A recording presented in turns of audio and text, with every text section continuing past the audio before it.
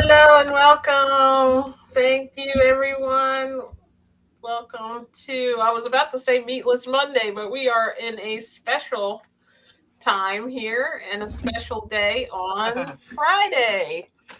So we were going to call it Freestyle Friday, weren't we at one point? And I Yep. would like to welcome, I am so excited. I know Dawn is super excited too, to welcome Angel, our Woo!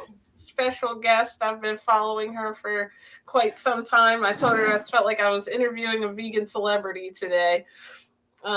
She is a author, which we'll let her do her introduction too. But she has written, I think, 6 books, right? And Yes. she also has been so influential, at least in my journey in the raw vegan world. Not only, I mean, I could read the whole bio, I could go through it, but I love all the books she wrote. She does the vegan. What am I thinking of? The fruit, not fruit, raw challenge, like, to help people understand how to go raw.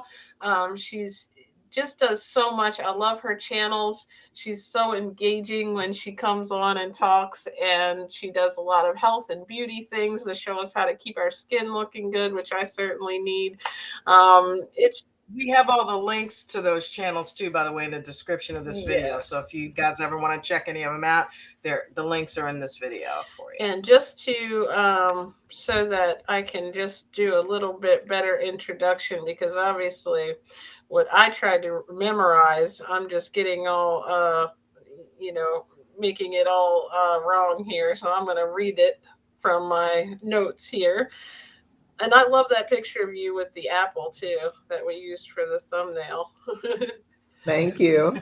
Yeah, yeah, Mhm. it's just one of my kind of almost daily photos that I take. So, So, Angel, also known as Happy Wholebeing Vegan, she's a vegan lifestyle wellness coach, raw vegan culinarian, author, and speaker who's completed the Plant Based Academy professional certificate course in plant based nutrition, lifestyle medicine, and raw food mastery in Ireland, which is so super cool. She enjoys helping others to thrive on a plant based diet and lifestyle, and a passion for raw veganism. She has been traveling to more than 30 countries and has gained a deep appreciation for many cultures, healthy practices worldwide that have influenced her holistic wellness approach. And in addition to this, she does group coaching and personalized one on one coaching, leads raw vegan detox challenges, and plant powered vegan beauty workshops, author of 6 books, and featuring a healthy and vibrant plant based vegan and raw diet lifestyle. She holds a BA in French, Spanish, and an MBA and in marketing and international business. She's also a passionate animal lover, vegan foodie, art lover, world traveler with a regular practice of meditation. Dawn, you'll love that. Deep breathing, journaling, Yes. yoga, exercise, ecstatic dance, and a deep desire to contribute to the mindful sustainability of our planet. That was such great information. I just had to share so that we know exactly why I'm so excited to speak to her. Shout out to Buddha 1000 in the And chat. welcome, Buddha. Thank you for joining. hi Is it just me, everybody. or I can't see her now? Uh-oh. I know, I see a black yeah, your screen is black. We hear you, but I saw it you Oh, looks at black on the first. screen. I wonder what happened there. uh, That's why I went to YouTube to see if I was seeing the same thing on there. It is. you're not seeing me on YouTube either? No, it's just a black, like, I don't know if you can Yeah, see this I here, know but it's I can see my stream is reloading. Should I leave and come back in? maybe let's try that. Okay, Yeah. okay. My long intro made her disappear. Buddha, thank you for joining on this special night. She says, smash that like button, everybody. Make sure you go smash the like button. Let's get Jen over to 10 gazillion subscribers. Right? Yeah. Buddha, you are the ultimate moderator, girl. Welcome. Thank Thank you. you. Buddha is Thank you so excellent. much. She is a true fan, I'm telling you. And what we definitely are hoping will happen here while we're waiting. A little bit about why we do this, because we're passionate also to help people understand in different ways how to, be there's so many different forms Live to healthier live a lifestyle. healthier lifestyle, both health and fitness and all kinds of reasons to do this. And not only that, but it saves the animals. And my journey, of course, you guys have heard this a ton of times. I went plant based in 2019, and for 4 years, I have just kept off over 50 pounds. I have no more allergies, no more chronic back pain. I just feel lots of energy. Overall, my skin feels better. It's just been a really pleasant experience for me, and I just am so passionate to tell everybody, you I'm gotta so proud try of you. this. You gotta try it. Woo! And I had no idea all the stuff that I've learned over this time, how dangerous that meat and Can you dairy believe it's is. been 4 years, Jen? No, I can't. It just was 4 years on April 5th. It was, what did they call it? Vegan anniversary. Mm-hmm. Shout out to Prince. Today is the anniversary that we lost him in this world as a human Oh, being. I'm so sorry. That was a tough, tough day. Yeah. Well, here we go. We can see you. That's perfect. Welcome. Thank you. Sorry about that. I don't know what happened. It was just probably the Restream app. It does some odd things. I was happy when it didn't show up as a blank screen in the beginning. We've had that happen, and people have had to come in on different browsers. So I just wanted to ask, what actually got you started? For me, it was a documentary called Raw, and that was it. And it just turned me into a raw vegan right away. But not everybody does it overnight. So, how did you get started? Yeah, well, first of all, thank you so much for inviting me, both of you who's joining either live replay. I'm gonna kind of go back to my early days as a teenager. I often found that I was now my screen is freezing. Can you see me? Can you hear me? We can see you. Yes. We can see you and hear you. Super. So yeah, as a teenager, I remember not really enjoying what we call meat. So anything that had blood, I was just like, oh, I just couldn't, just didn't want to deal with it. Grossed out by it. Yeah, yeah, yeah. And people around me were ordering like, rare and medium rare, and the blood was coming out, and I was just like, I'm not having this. I'm not having any of this. Also, when people around me were eating like, pig's feet and pig's ears and different parts of animals, I just thought it was the strangest thing, honestly. um and I remember, again, like in my teenage years, I guess it was, actually being served like pig's ears and pig's feet. And I think I tried it once. I Wow. know for sure I tried it once, and I was just like, no, I'm not doing this. I can't deal with this. So when I was between 18 and 19 in my first year of university college, I'd always kind of been like, I guess, a little bit of a health food person, a little bit of a hippie, and I stumbled into a bookstore and I discovered a vegetarian book, and it was more like the pure kind of vegetarian, it wasn't the lacto ovo vegetarian. However, in the book they did consume honey from bees, and so I figured, yeah, this is it. I'm gonna go vegetarian. So I went vegetarian, and I went back home for the holidays, and I'm like, I'm vegetarian, and there was like hand wringing and consternation, and no, you can't do that, no, and da da da. I caved. I gave back in. I started to eat what others were eating, and then fast forward, about 10 years after that, and for health reasons, I was looking for, I guess, a solution. And in those days, there was mainly bookstores. So I went to a bookstore and I stumbled across a book. I think it was written by Dr. Christine Northrup, and on women's health. And, basically the recommendation was to get rid of, animal dairy, and meat, animal flesh. And I think it said something about fish, but I don't remember. It's been so many years. So then I said, okay, then I'm vegetarian, pescatarian. Along the way, then I guess fast forward a few years, I discovered this whole thing about mercury in the waters, and so I was like, oh, I have to stay away from fish because I don't want that in my body.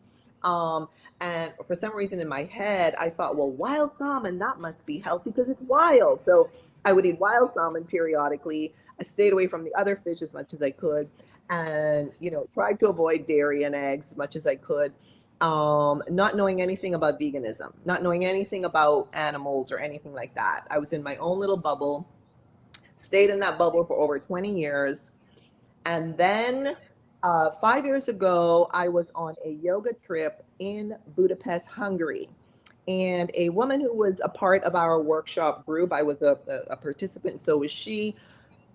People had figured out I was vegetarian, pescatarian because of what I was eating when we had group meals. And this person said she is a vegetarian. She took me to a restaurant in Budapest, Hungary, and it turns out it was a vegan restaurant. And I was blown away that I did not have to ask for no meat, no eggs, no dairy, no fish. I just couldn't figure it out. I was like, what? This actually this? And You were already living vegan. well, I was,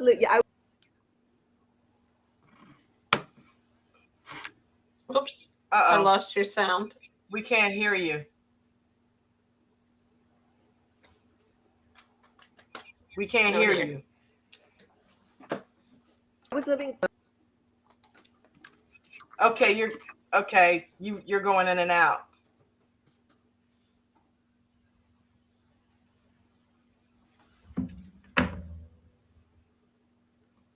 Are you typing to her? Yes. I just told her that she cut out. There you are. You just returned. Oh, now it cut out again. I think.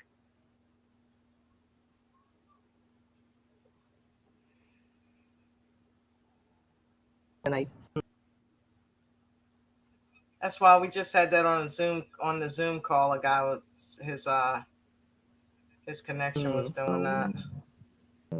Okay, you just got clear again. Oops. Okay, I think she's gonna go out and come in.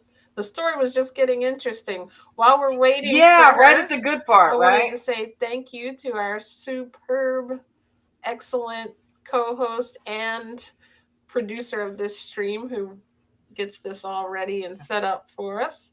JJ Video Reacts Dawn and Vegan.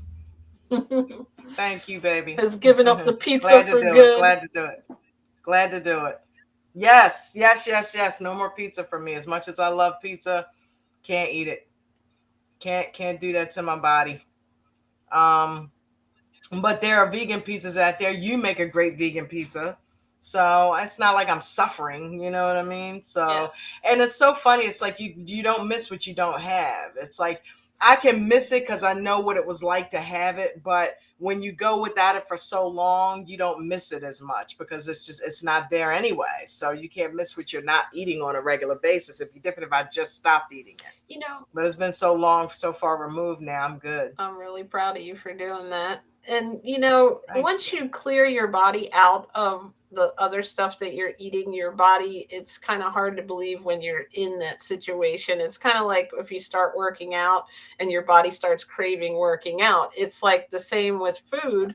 When you get rid of like processed food and like really greasy, unhealthy food, you would think you'd start craving it more and more the more time goes by, but you start craving exactly the fresh food and it all starts to look weird to you and smell weird even when you smell meat and it looks like terrible. You'd be going through social media and see something and it's like, that's a cow, and it becomes about the animals later on. For me it did anyway. But okay, welcome. She's returned to us.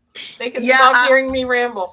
I'm on my phone. Can you see me? It's so weird. We can't see you. I can see her. The screen's black. You can? Yes. I'm in the middle. Okay. I'm in the middle because I'm on my phone. Okay, it's doing that weird thing on my is. computer now, where I see her on YouTube, but on my screen I see the black screen again. So you're fine. You're fine. Don't worry about me. No worries. We're all having the issues. Yeah. Yeah. So what I was saying was, it was more, I guess, what we call nowadays plant rich, something like that, plant forward. So, because I was trying to avoid dairy and eggs as much as I could, and the whole fish and meat thing. So, so once she took me to this restaurant, and I discovered, there were actually, what we call vegan restaurants. I just started to dive really deep, just look into all the vegan world details. At first, I thought that veganism was only a diet. So I was really only looking at the food aspect. And then as I kind of progressed on my journey, I started to realize, no, it's really about the animals and excluding animals as much as we can from our lifestyle, including clothing, furnishing, skincare, travel, entertainment, and all of that. So yeah, that's basically how I got into the whole vegan world. That is really cool. And how did it Amazing. become about, like you said, that happens because I didn't know. It was like I woke up from this sleep for 42 years when I discovered this, and then I was still learning on my journey as I got in these vegan groups, and you start to see, like, wait, you learn different things. Like vegan, it doesn't just mean you don't eat cheese, and it became about the animals. Now, how did you become emphasized on raw food? Like, because obviously that probably started later in Yeah. the journey. Yeah. So I started off as what we call a junk food vegan.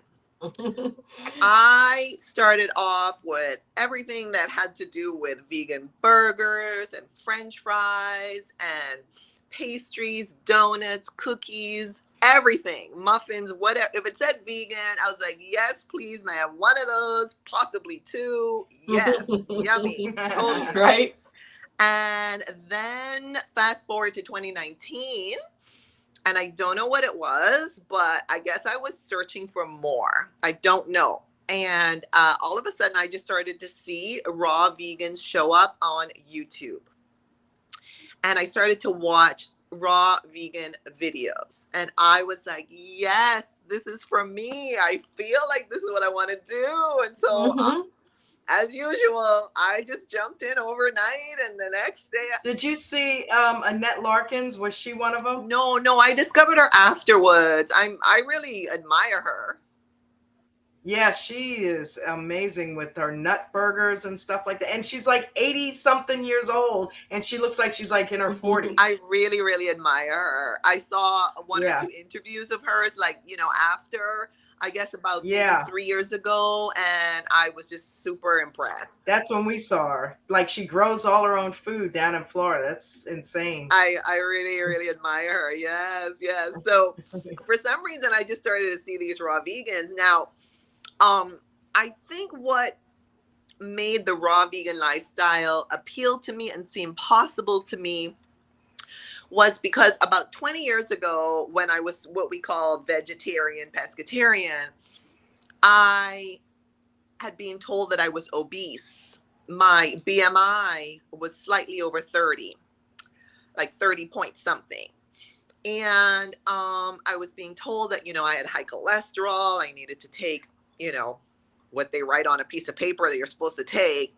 And I just said, no, I'm not doing that.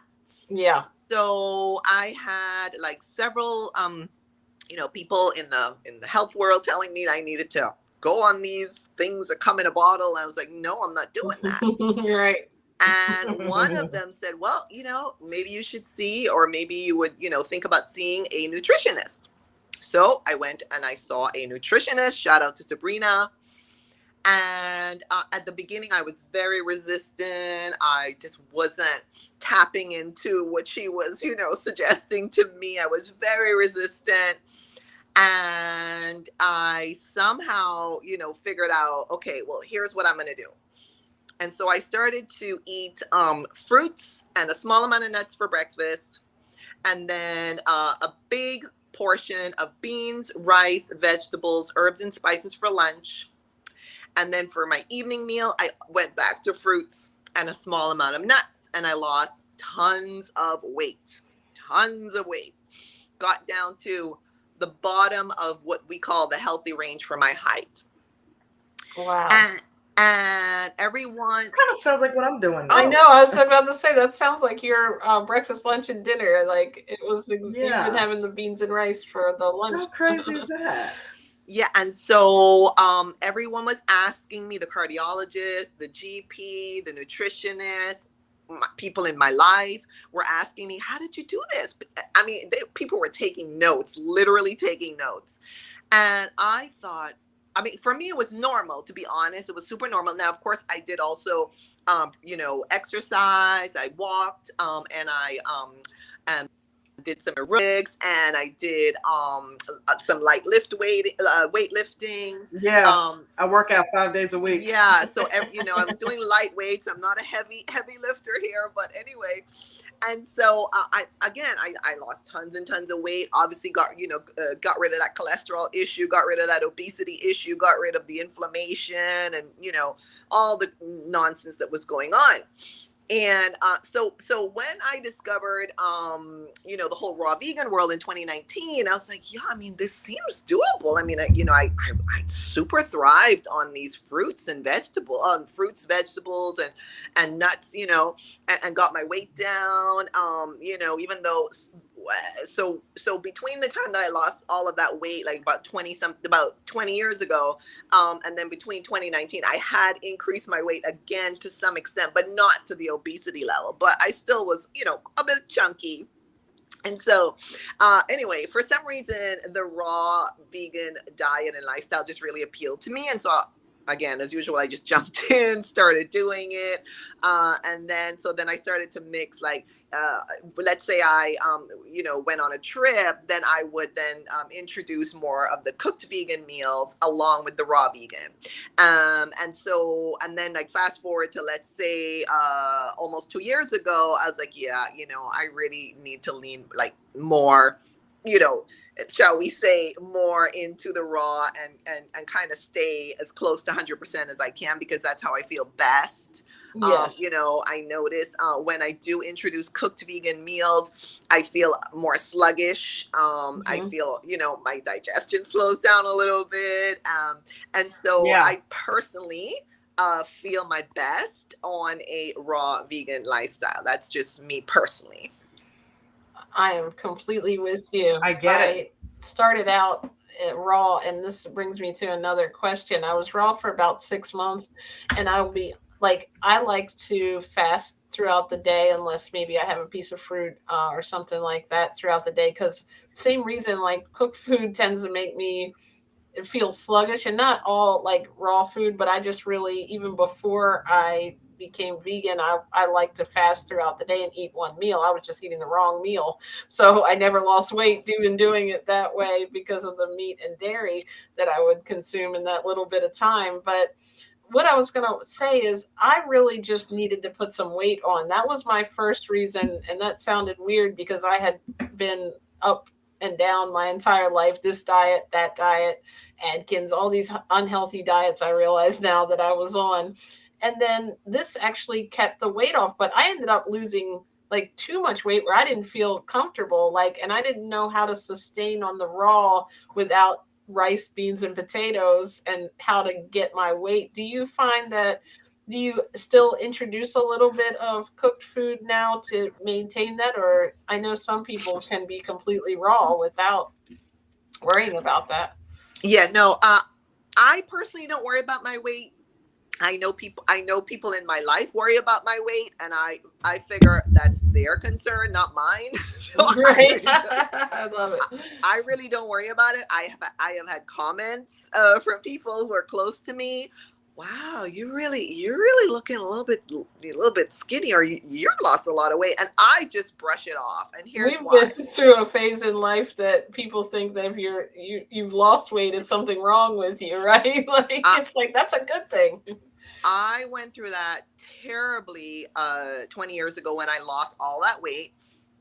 And the reason I don't pay attention to these people anymore, although I love them dearly, is because when I was obese, they didn't say to me, you need to lose weight.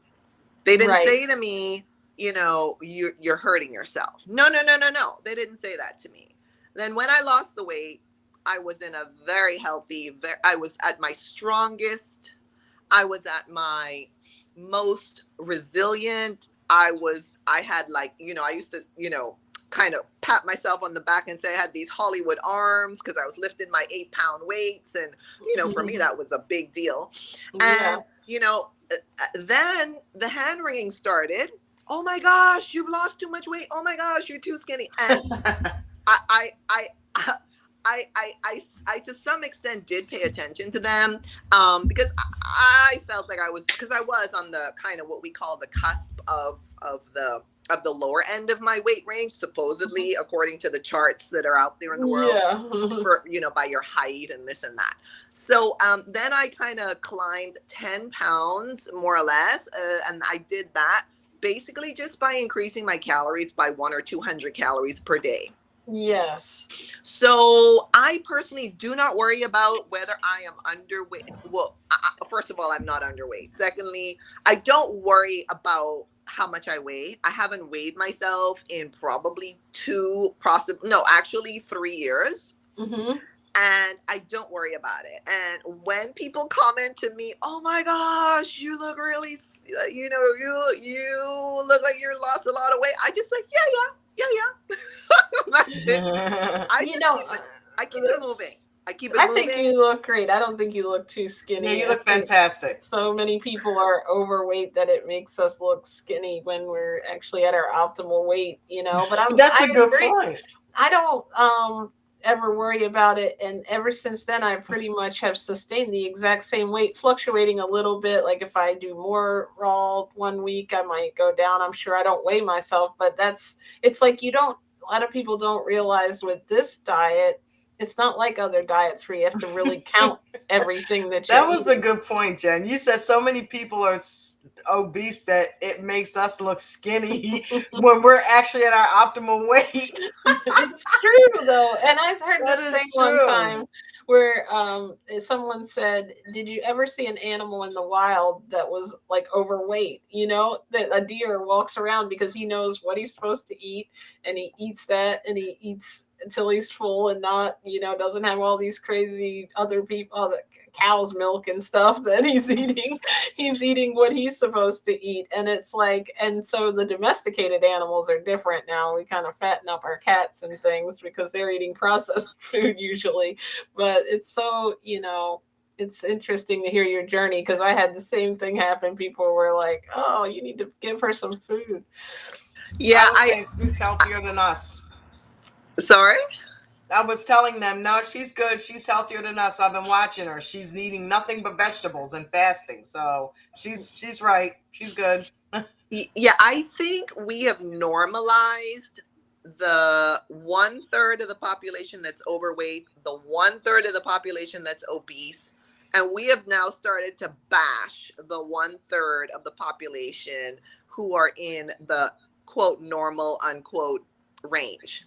So based on personal experience and based on the people who were criticizing me that I was too lightweight and they were either overweight or obese at the time, I don't pay attention to any comments, and I love them dearly. I love them dearly. I appreciate them.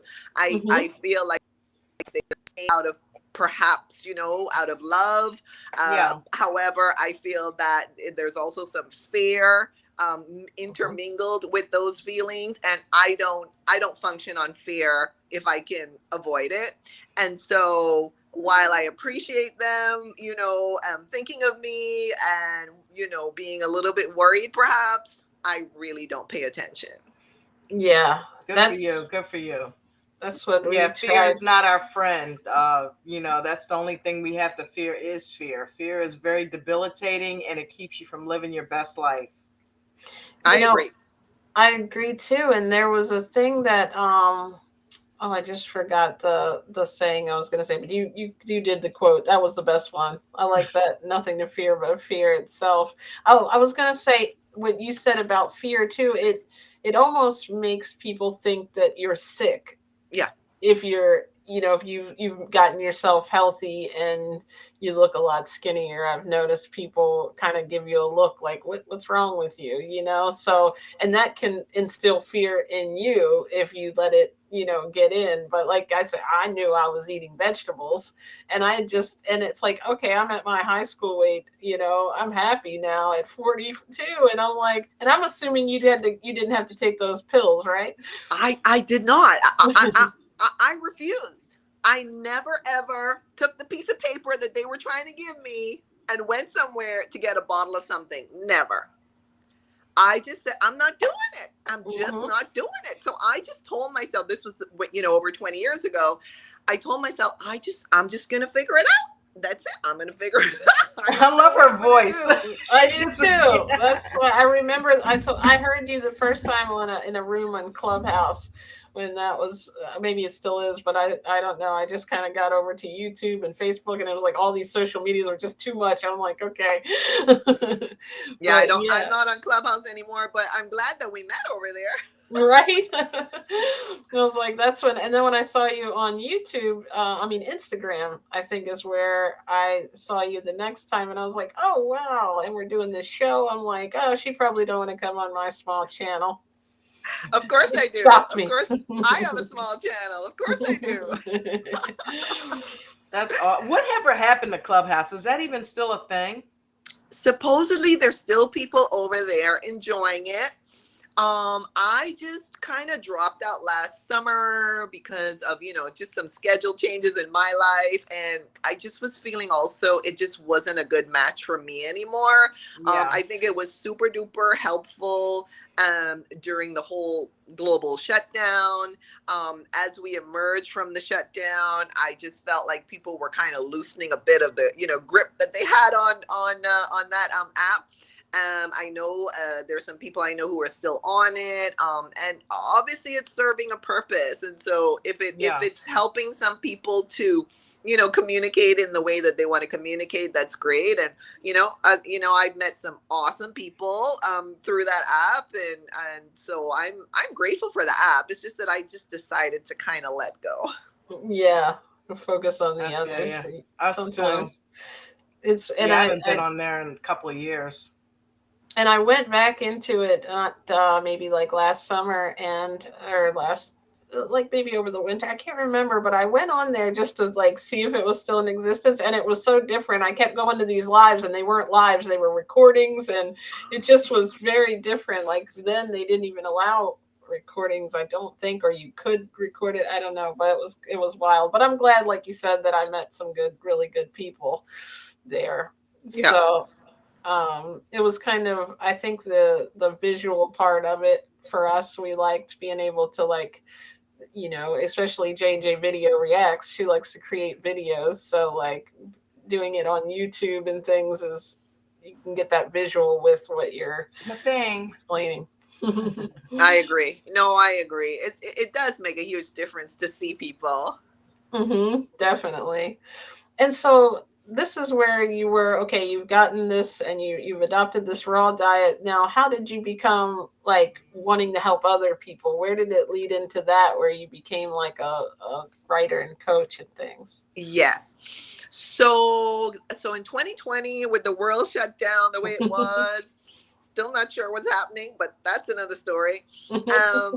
So with the world the way it was in 2020, I was like, well, I can't travel, and I can't do this and that. And my coach recommended that I start coaching people. So I was like, all right, I'll do that. And I was like, well, I've gained so much knowledge that I want to share. So I started to write these short ebooks, put them up on Amazon. People can download them, and kind of get some information that I was learning along my journey that I wanted to share with others. And so that's how the ebooks came into reality. I guess from 2020 to last year, 2022. And and I just kind of just started to offer like one-on-one coaching, or I did a couple spring detox raw vegan challenges, one in March and one this month. So a few people signed up for that, and I had some one-on-one coaching involved with that as well. So it really was out of a desire to help others on their journey, wherever they are. If they're, junk food vegan, whole food plant-based vegan, raw vegan, standard Hmm. diet, flexitarian, whatever they're trying to do, I just want to help them along their journey. That is great. That truly is. And did I read that right? You've been to 30 countries. Yes, I've been to over 30 countries. I'm hoping to add some more to those countries. That is awesome. She That is is quite really the cool. world Wow, traveler. 30 countries. I don't even probably can't even name 30 countries, unfortunately. No, I'm just kidding.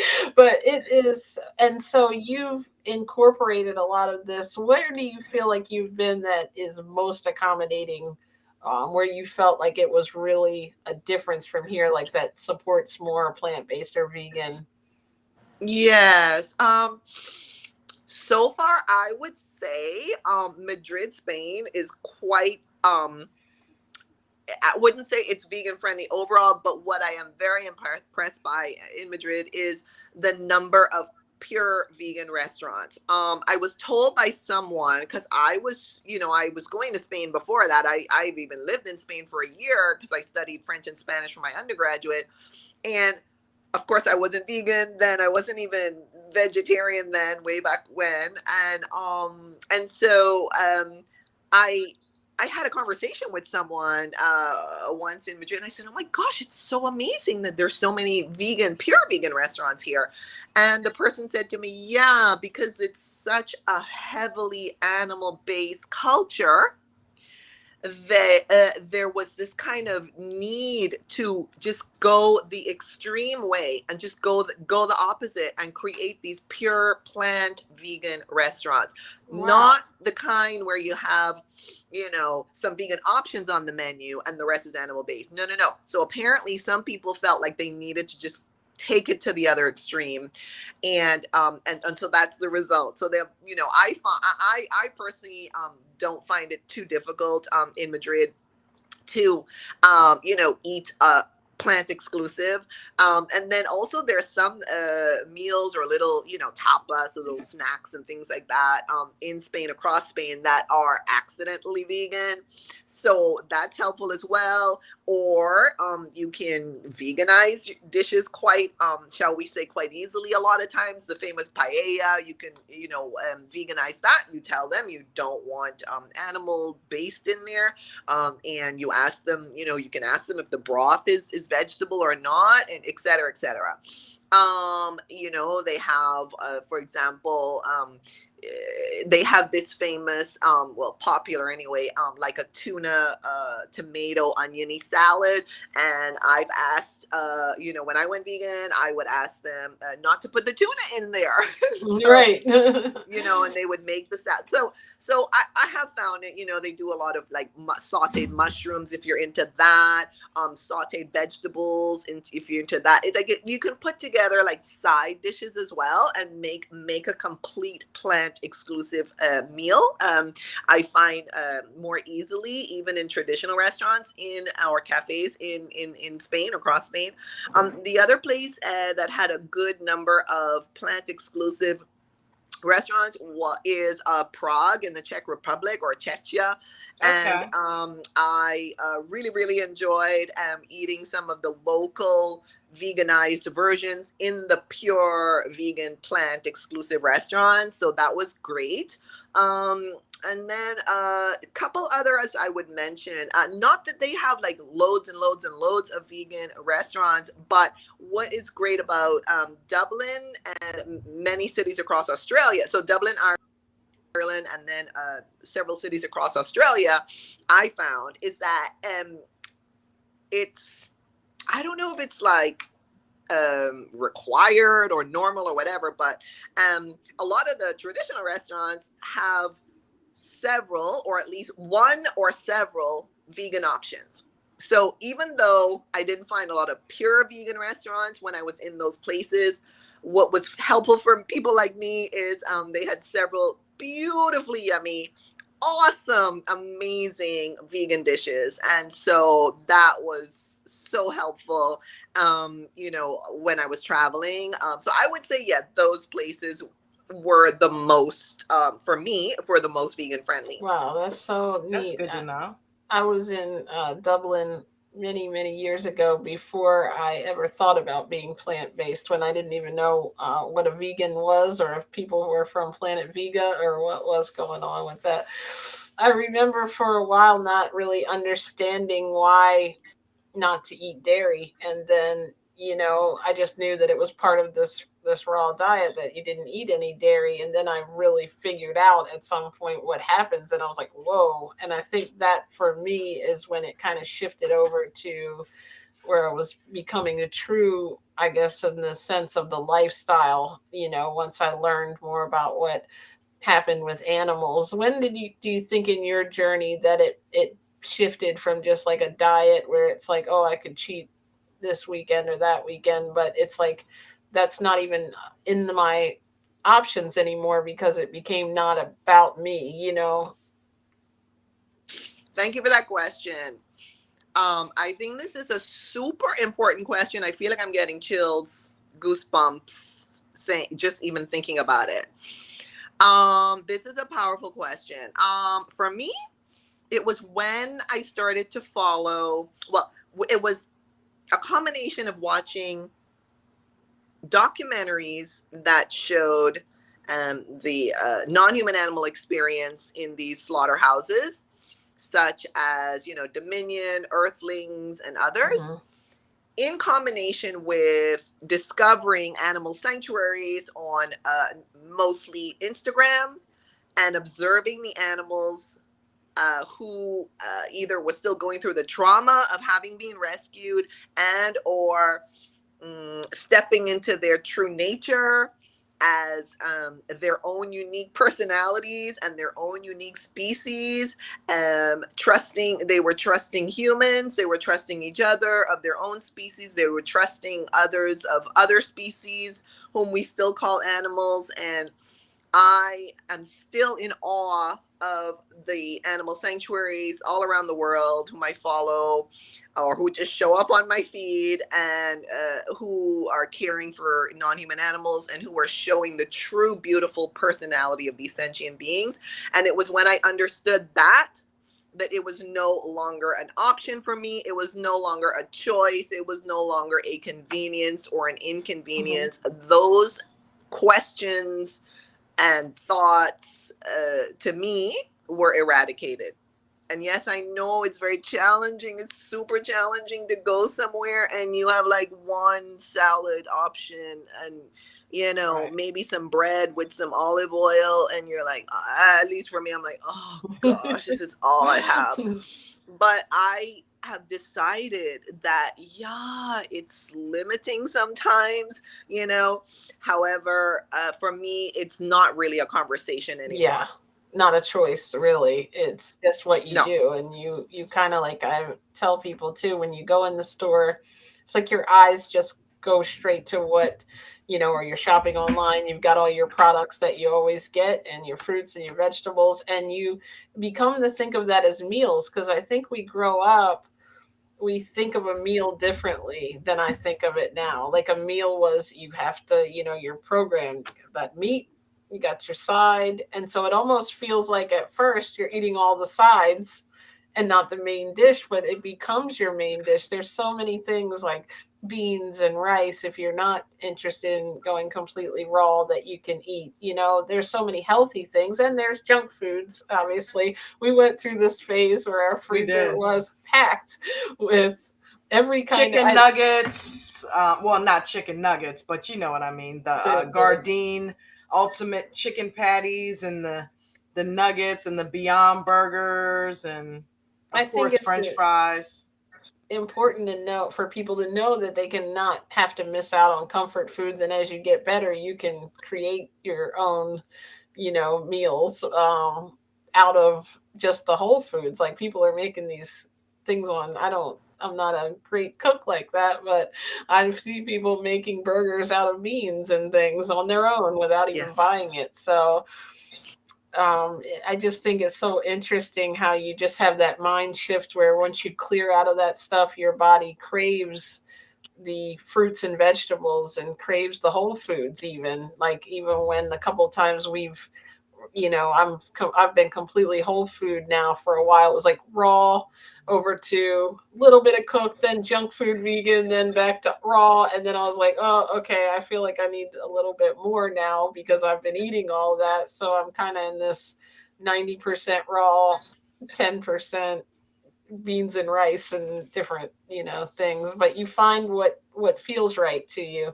But it always feels right not to eat animals, at the point when it shifts. What other things do you bring like to the table in your coaching for people by all of the traveling that you've done? I was reading in there that you do like meditation and things. Are those from things you learned in other cultures?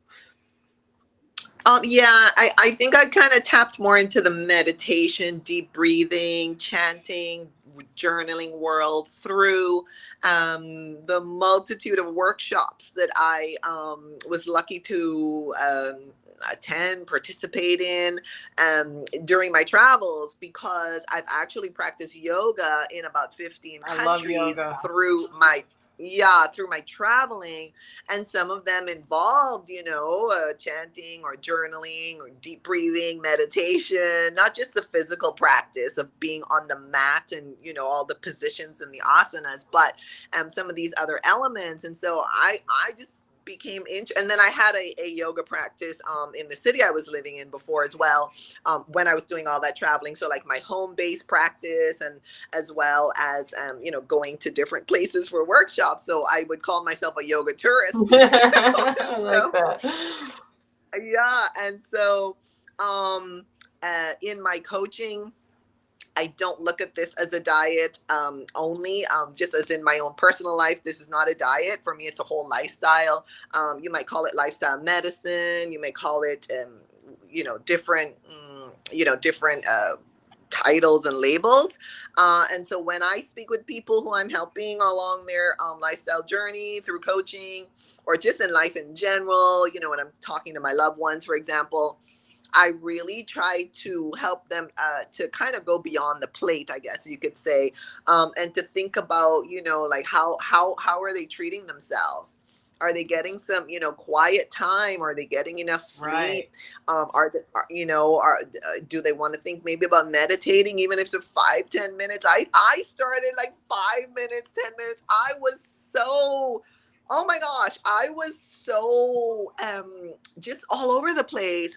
When I first started meditating several years ago, I just did not have the discipline to sit still. I was so restless. Hmm. I just could not sit still. So I would literally like have to, like, well, not have to, but I chose to like set my alarm for at least 5 minutes, to just sit still, just to discipline myself, because I was just always on the go, corporate America, go, go, go.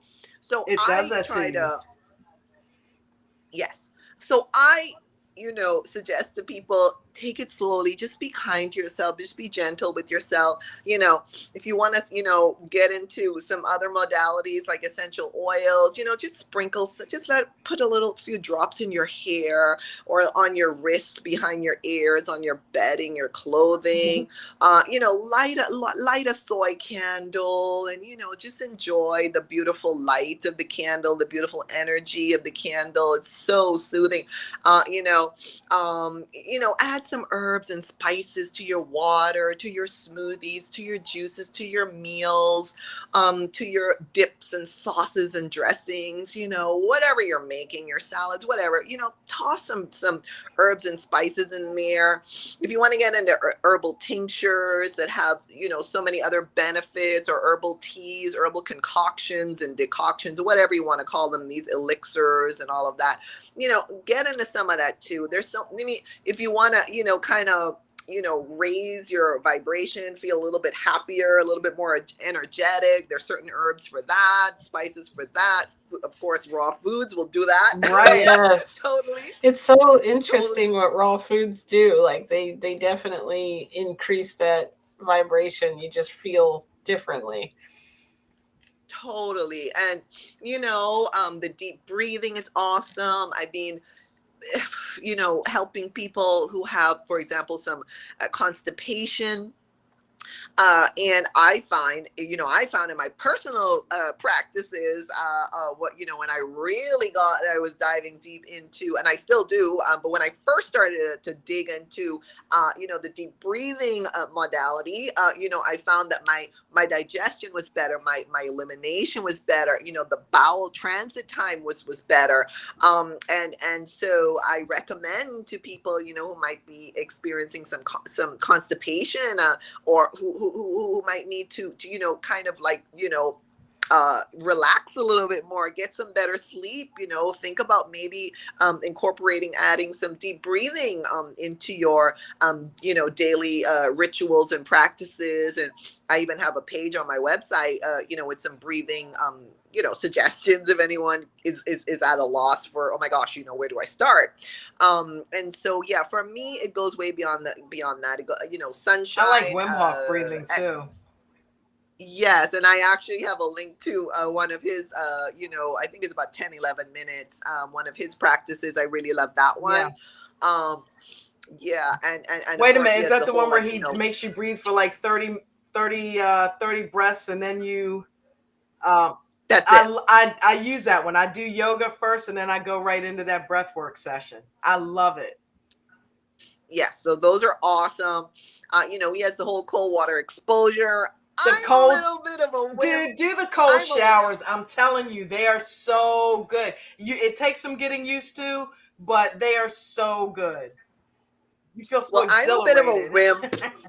Yeah, I'm a bit of a wimp when it comes to the cold. So what I do is I just kind of gently, very, very, kind of, shall we say, warm, slightly, chill it up a little bit at a time.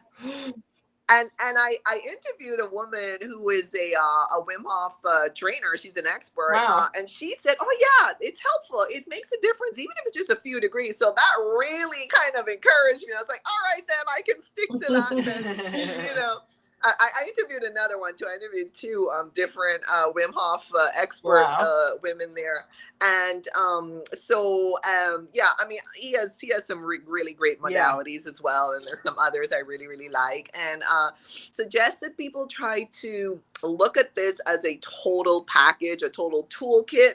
We all have different tools, get some fresh air, sunshine, exercise, go look at the flowers, go look at the little insects flying around, do whatever makes you happy, go walk in the park.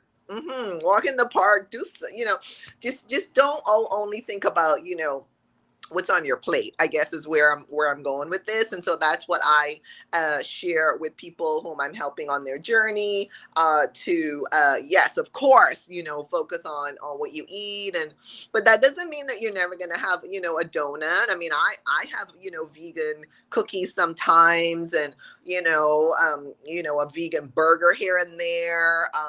That's actually what we consider a cooked a burger. Yeah, I mean, it's either, my thing is when I eat cooked food, it's out of three reasons. It's out of curiosity. Oh my gosh, there's that, vegan cookie. I wonder how that tastes. All right, I think I'll order one of those. Or, it's out of convenience. I might be somewhere and there may not be anything that I, want to eat that's raw, or that they don't even have anything that's raw. So I'll have something cooked. And it's, for me, the third C is communication. And this used to happen a lot when I first started on my journey. And that's how I started this whole kind of social media world, to share my vegan experience. It was to communicate and to prove to myself and to others that, we can thrive on a vegan diet and lifestyle, even when we're traveling. And so that was why I started this whole social media journey, and how I kind of ended up to where I am today. It's funny, the circle of events. And I do feel like in some ways, if you've been somewhere or you understand the journey, by you going through different phases, or not saying, I just, woke up one day and said I'm going to be raw vegan, and I've been raw vegan for 20 years. That person might not be as good at helping, someone who is at the beginning of their journey and they're trying to figure out, how to work it out, because you understand the different phases of where they're at and what they're, on. And it's so funny to watch how people go in this circle and then it becomes a passion. which it has for you. Now you're, not only doing this for yourself, but, and how did the name come about? Because your website is happywholebeingvegan, right? .com. Yes. Okay. Yes. And I remember you just rebranded a little bit to this name. What Yeah. created that change in you? Yeah. So formally, when I first started out, I used the name a yummy vegan, and it was really to show the the yummy vegan food that I was enjoying as I was traveling. And then fast forward recently, just through a series of events, I just decided, you know what, it was time to step into, shall we say, more of a lifestyle perspective, more of a full body, whole being, head to toe approach. Mm-hmm. The vegan lifestyle makes me super happy. I've had people, comment on how happy I am. Someone was questioning, how is it that you're so happy? And he said, it must be the fruits. And I'm like, yes, it's the fruits. and Right. and Awesome. and I recently discovered the word and the concept whole being, and I started to dive deep into that, and I was like, yes, this is it, because it's not just looking at only what we call the good, but it's also looking at the, shall we say, not so good, the more challenging, the more difficult elements and aspects of our lives. It's looking at us as a whole being, not just the parts that we like, and not just the Right. parts that we enjoy, Right. and that we find comfortable or easy, etc. And so, yeah, I decided to take the opportunity to step into, the evolution and the transformation, and to kind of rename our community Happy Whole Being Vegan. I So that's love how, it. yeah, It's awesome. I thank you. remember commenting when I saw it. I was like, the name whole being. It's like, it's such a good like word that I never even thought of. You think of human being and being, but like whole being is just so encompassing, and it really, to me, makes a saying of what the vegan lifestyle is. That it's not a diet; it becomes your whole being. It becomes how you look at the world and how you look at things. And in our journey, I know, like, I did not at the point where I was eating a lot of the junk food, kind of, where it just come out of it, but I wanted to make a video for all of my favorite replacement items. But now, in this part of my journey, that I'm back on like mostly raw and whole food, I feel like I want to like recommend that, that way of doing things, and it's like, even though I do want to say, hey, you can eat this way if you want, but it's almost such a better experience to just clear out of all of the meat, dairy at one time, go into, I even think, of raw food. Even if you're not going to completely stay raw food, it makes you, a good way to cleanse, right? Like, what do you think is special about raw food, or what makes it Mhm. such a better way to eat, like, in your opinion or in your facts that you studied? Correct. Yeah, thanks for that question. I've come to discover along my journey that,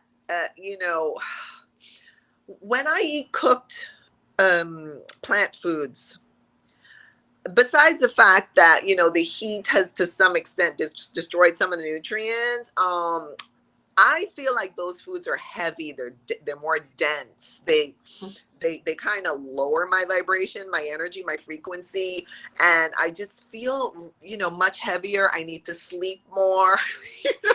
Mhm. I literally sleep more when I have had a cooked vegan meal.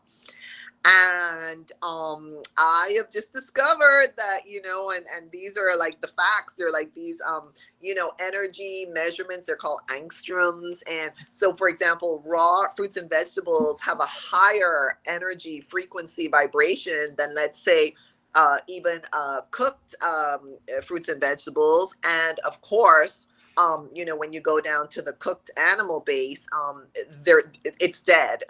The energy is dead. The energy is gone.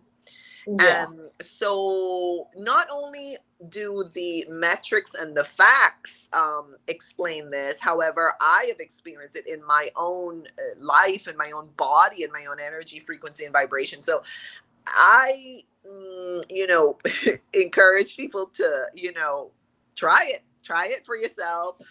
Everybody who has done it and who's come back to me and talked to me about it has told me they felt their best. The thing is that there's several factors that kind of pull us off track. One could be, these memories, these cravings of comfort food, even if it's, bread, like baked bread, or, some macaroni and vegan cheese, or some, I don't know, a donut or a pastry or a cookie or something, those are comfort foods. Yeah. And so if someone's having a rough day and those foods are available, they're like, yeah, I'm going to dip into that. And so that takes us off track. The other thing too is we don't have the support around us because everyone else is, eating something else. They're either eating animal based, or they're eating a mix of plants and animals, or they're eating like cooked plant foods. And so we don't have that, tribe and that support and community. And so it becomes challenging, to stay on track. And our emotions get the better of us sometimes, and I'm not saying that's good or bad. I'm just saying it just happens. And then the next thing you're reaching for something, something that's a cooked plant meal or a cooked animal based meal or something in between. And so it is hard. I'm not saying it's easy. So what I encourage people to do, and I invite them to do, is to maybe think about, all right, well, maybe you start your day off as raw. So for your breakfast, you might have a bowl of fruit or a smoothie, a raw smoothie, or a cold pressed juice. Those are three examples. I've even had a raw salad for breakfast. I said that to someone the other day, like, what? You had a salad? I'm like, sure. And so, for me, I figure, well, if a person is struggling to stay raw, maybe one method could be to get it over with in the morning. Just kick your day off with that raw, high vibration food, and you'll start your day feeling much more energetic and lighter and happier.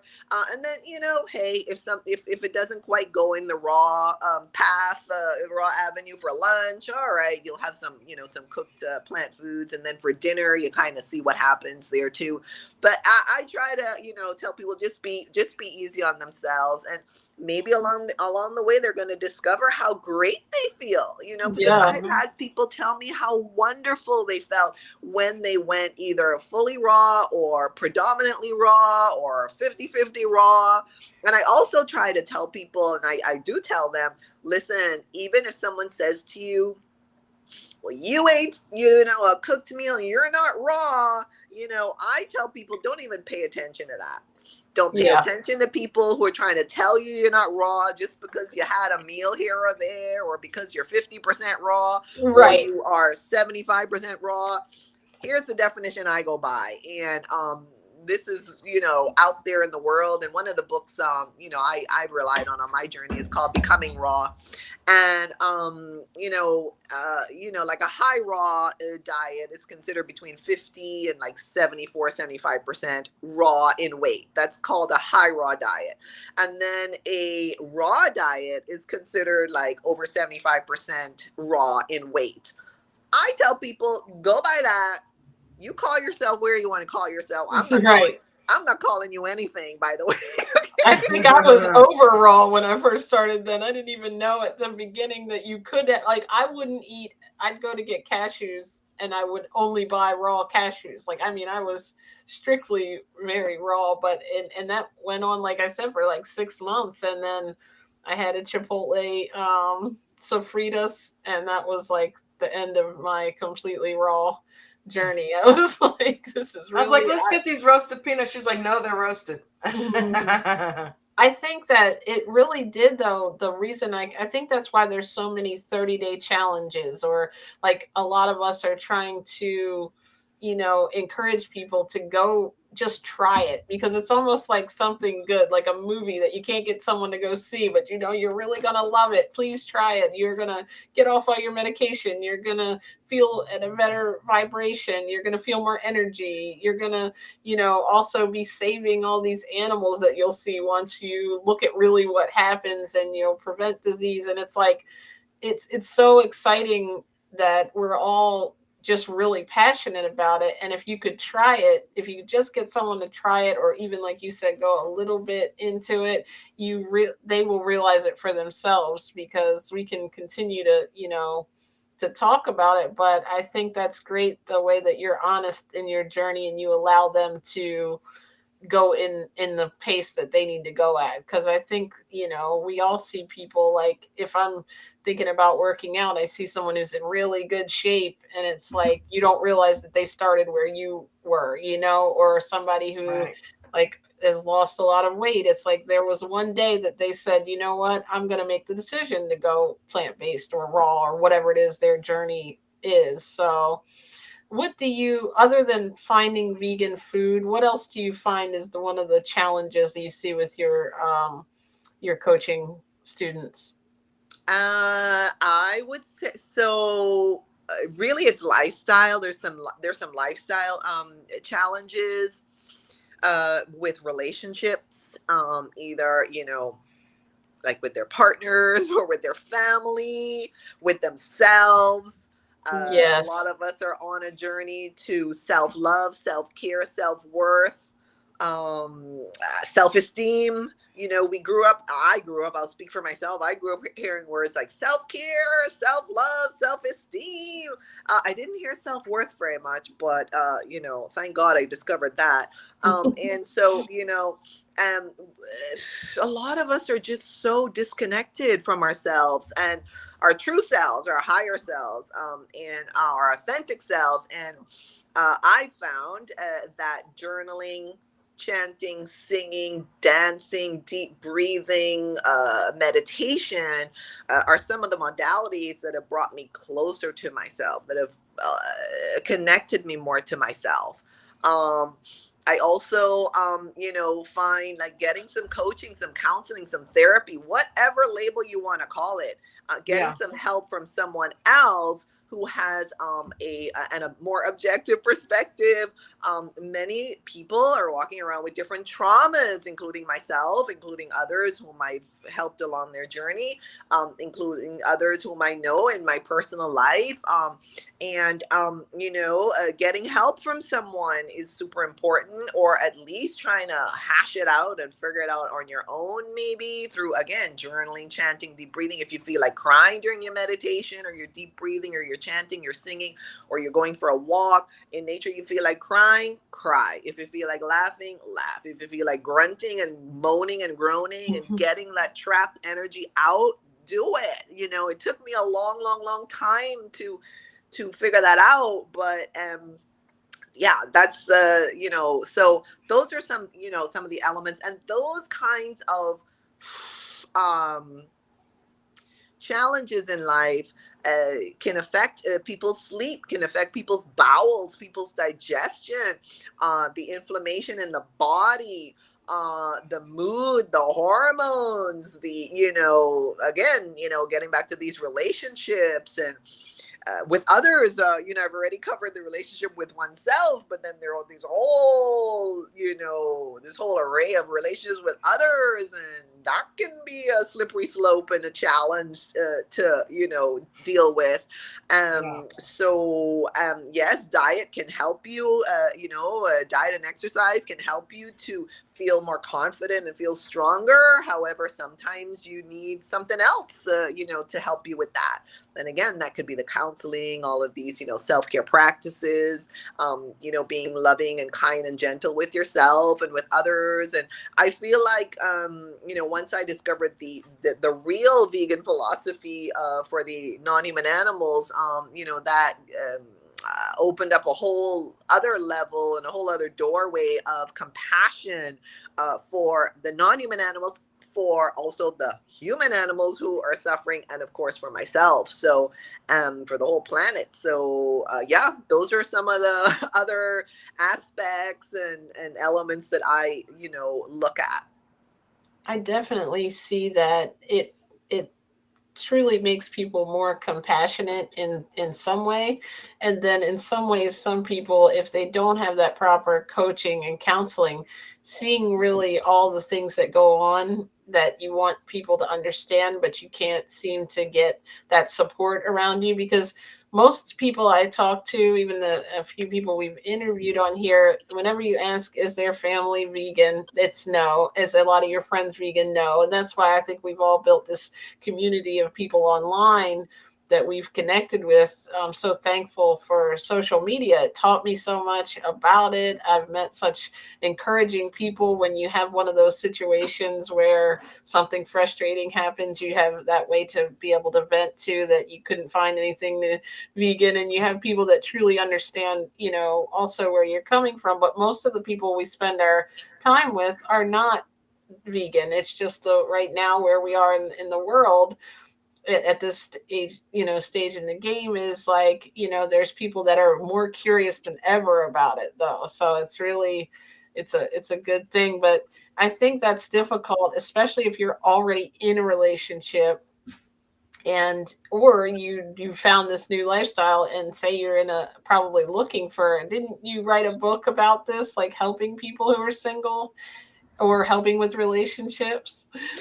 Yes. So I wrote this book called How to Go Vegan as Singles, Couples, Families, and Friends. I'm single. I'm waiting for my vegan man to appear wherever he is. I'm looking for my You might find him midlife. on this stream if you are listening. I am seeking a midlife vegan gentleman wherever you are on planet Earth. Come and find me. We might turn into a dating stream if we find you somewhere. Right. This would be awesome. Thank you People so will be much. coming on left and right. Vegan matchmaking. Right? Yeah, well, I consider myself a matchmaker, so I have no problem with that. And so, because I'm single, and that's something that interests me, and I know it interests a lot of people. I had joined several Facebook singles groups, and met some guys there. I have someone saying, "Let me make some phone calls," right? I appreciate Buddha is a matchmaker too, right? Thank you. I appreciate that. There we go. And so, I joined, several vegan singles groups on Facebook. I discovered that some of the mainstream dating apps have either a vegan indicator or a plant-based indicator, or of course you can put it in your profile. And then there's some other apps that are purely for vegans and vegetarians, and one or two websites here. So that's pretty neat. I didn't even know that existed. Plant-based lovers. I've not been single since I was plant-based, but I didn't even realize all that existed, right? Oh, there's tons of out there. Well, no. Let me take that back. There are a few out there. So in my in my ebook there about how to go vegan as singles, couples, families, and friends, I give some pointers on these different groups you can join, or different places you might consider hanging out and connecting with other plant eaters and vegan lifestylers. So but it is difficult, and I guess we don't live in a vegan world yet. # the future is vegan. And so, it's very challenging. And, some of us have decided, like myself, I only want to be with a vegan guy. I don't want to have to, go through all of the coaching and coaxing and convincing. And, having to smell the meat cooking in your kitchen. Right? No. And, if I were 20 years old, I would Plus, we know vegans, I think, smell better too, right? Totally. They don't smell at all. Totally. That's what I tell people. It's so weird, right? I tell people, you don't have to use deodorant anymore, Right. And I used to forget midday, and I would know. I've at the end of the day, sometimes I'm like, in the summer, I'll be like, wait, I think I put deodorant on. You don't need it. You don't need it. And I actually, kind of was, helping some people who are very close to me, and, they're up in their senior years, and they went plant forward during this whole upside down world of the last 3 years. And they said to me, they don't smell anymore. Their bathroom trips don't smell anymore. And I was like, yes, and they're like, their elimination is smooth, and I was like, yes. That's so great. I bet that's so inspiring for you to feel, to see those changes as a coach, to be able to like watch someone and they tell you this happened without you, even having to ask. And I know that the constipation thing for a lot of people, it's like you become so, not to, put the stream on a bathroom way of going, but it really does. It's like when you're putting the right food in your body, everything starts working. Like I always talk about, like a car that if you were looking at what it's supposed to take, or a piece of machinery, you don't put things in it that don't belong. You don't pour water in your computer, so it's kind of like Right. when we look at scientifically how our bodies were designed and we start putting the right stuff in, not only do we start to heal it, but we start to actually see it run like it's supposed to. And it's like, thank you. Like your body is like, oh, you didn't have to work this hard. You don't have to take this medicine. You don't have to, struggle with this skin condition or whatever. You can literally, it's stuff that you wouldn't even expect has to do with your food. So how do people, I know we probably are running short on time, but I wanted to also go into, you have tips in that book too for how to deal with family situations and friends, because those are really tough, because you're on this journey. And I found if you just tell people your story, and they're not always going to change, but it's difficult when you care about people or they're laughing at you at the table, for example, if you are out with friends or something, people don't understand. So you find you're constantly explaining things. So that you can find that on Amazon, right? Yeah. It's an ebook. You can easily download it on Amazon. And in addition, yeah. So in my ebook, what I talk about, for example, is really, the way I would frame it is more, we have to take responsibility. We cannot sit around and expect others to accommodate us all the time. So, because they're not going to, they don't know how to, and they probably don't want to, shall we say, open up that Pandora's box, because then it shines a light perhaps on their lifestyle that is not optimal. And they know it's not optimal. However, it's very difficult to change because we are creatures of habit. We don't like to change as humans. I can't speak for the other species. I don't know what's going on in their minds, but I know for humans, we don't like change. So let's say, you're going out to dinner somewhere, and you're going with so and so and blah blah blah, and either suggest, do your own research, suggest a place that has vegan options, suggest a vegan place. If neither of those options work, call ahead to the restaurant. If someone else is chosen, call ahead, ask them if they can prepare a vegan meal for you, if you want it cooked or raw or some combination thereof. If you need to take your own avocado and your own dressing in your purse or in your pants, I don't care where you put it, put it in your hair, I don't care. Take it there, just order, some, whatever they have on the menu. Look at the menu. If they have a salad there that has chicken on it, you say you want the salad, no chicken. And you figure out what's in that dressing. If you don't want the dressing, tell them you don't want the dressing. Can they bring you some fresh lime juice or lemon juice? I've even had fresh pressed orange juice that I have used as a dressing on a salad. Wow. Interesting. Yes, because I had to become creative as a first vegetarian, pescatarian, and then as a vegan, cooked vegan, and then as a raw vegan. I had to become creative. So what's the pescatarian? That's people who eat aquatic animals as well, fish. Okay. All of And so I gotten used to going to places, because I am a foodie and I have always enjoyed going out as well. And even, when I was eating, the vegetarian pescatarian diet, I got used to asking for The chicken salad, no chicken. The shrimp salad, no shrimp. The Mm-hmm.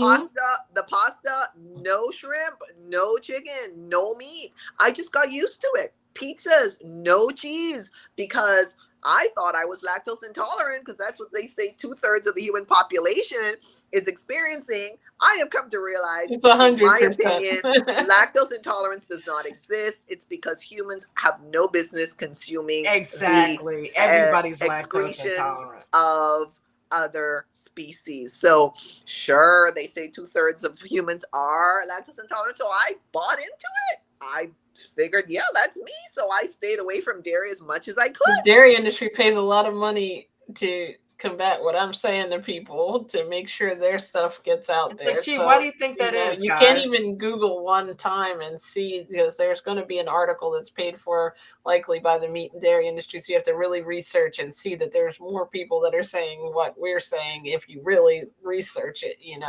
And not only lactose intolerant, they think of it as one thing, like, oh, my stomach hurts, or when I have dairy, but it makes so many different things you don't even realize that's what's causing it. I think when you eliminate it, like for me, I have no more allergies that I thought were because of pollen, which maybe those were activating something and creating more mucus, but I don't have any allergies since I gave up meat. And likely it's dairy because as well, because that, is what I hear a lot of people say. It's mucus forming. And thank you for mentioning the word mucus. It's inflammatory, it's mucus forming, and I mean, I know from my experience, I was in a certain country. I won't say which country it was. It's such a beautiful country. They're awesome people. I was vegetarian, pescatarian at the time. They are heavy, heavy, heavy cheese consumers, heavy cheese consumers. And so although I knew I was, quote, lactose intolerant, unquote, because I was in this country and that's what was being served, and I wasn't eating the animal flesh in and of themselves. And so I was eating the excretions in the form of cheese, for example. I had the worst diarrhea and the worst flu situation going on my way back from that country. It was horrific. I mean, I think you can just fill in all the blanks that I'm not filling in right now, but Mhm. it was horrific, and it just didn't dawn on me. I knew it was, but it was like, I think, see, when I was vegetarian, pescatarian, I also had people in my life who care about me, to the ends of the earth, who would say things to me like, well, where did you get your protein? And so I'd have to say to them, oh yeah, I had some yogurt. So once I said something like I had some yogurt, in those days I was consuming soy yogurt. And so they would be calm after that. They'd be like, oh, she's answered that question. Or I would say, oh yeah, I had some nuts, like I was eating like almonds and this and that. And so then that would kind of pacify them, because there's this whole focus on calcium and protein. And we have been led to believe through the marketing, advertising, all of the, bamboozling that goes on. We have been led to believe that, cheese, animal cheeses and milks and butters and dairies, that they have, the healthy calcium and the healthy protein. And so, yeah, I mean, anyway, that's another story. But yeah, that's how I kind of, We had could to do learn a that. whole stream on that, couldn't we? We could go on and on because it's like when you like, me and Dawn have this conversation all the time. It's just we see all the pharmaceutical commercials on TV and it's like, oh my goodness, it's so It's sad that terrible. half of that, and then you see right after it a cow milk commercial, and it's like it's all like connected, but people don't realize it. Good point. Good point. They're intertwined. They're intertwined. I mean, I don't even want to get into that because I don't want to cause any It's trouble funny here. that you said secretion because I remember Dawn now when she sees the pizza I commercial that look, I she see gave up pizza last in commercials. her It's like journey. all I see is mucus now. It's like when they pick up a slice of pizza, and I see cheese oozing off of it. And cheese was like, I never was a big cheese eater, but I loved pizza. That's like, I just stopped eating pizza in August. So I'm coming up on a year of not having pizza, and I never was a big like I've never been into eggs like that. I would have an occasional glass of milk or have it with cereal, but almond milk does just fine. Like I said, I never was a big cheese eater, so it wasn't that big for me to convert over. But yeah, cheese, I mean, pizza was my thing. And now when I see it, I'll see a steak commercial for Outback. I think, oh, that's just dead animal flesh, or that is just mucus oozing off of that, off of that crust. That's what that is. And I tested it. When I would go for a couple of days or go for a couple of weeks without, I would clear up. As soon as I started back, the mucus came back. You just So never make that yeah, I'm like, that's connection. enough for me. Yes. And you're growing up. None of us did. I ate Outback almost every night for a while. When we were really busy, I'd stop and get the same thing at night.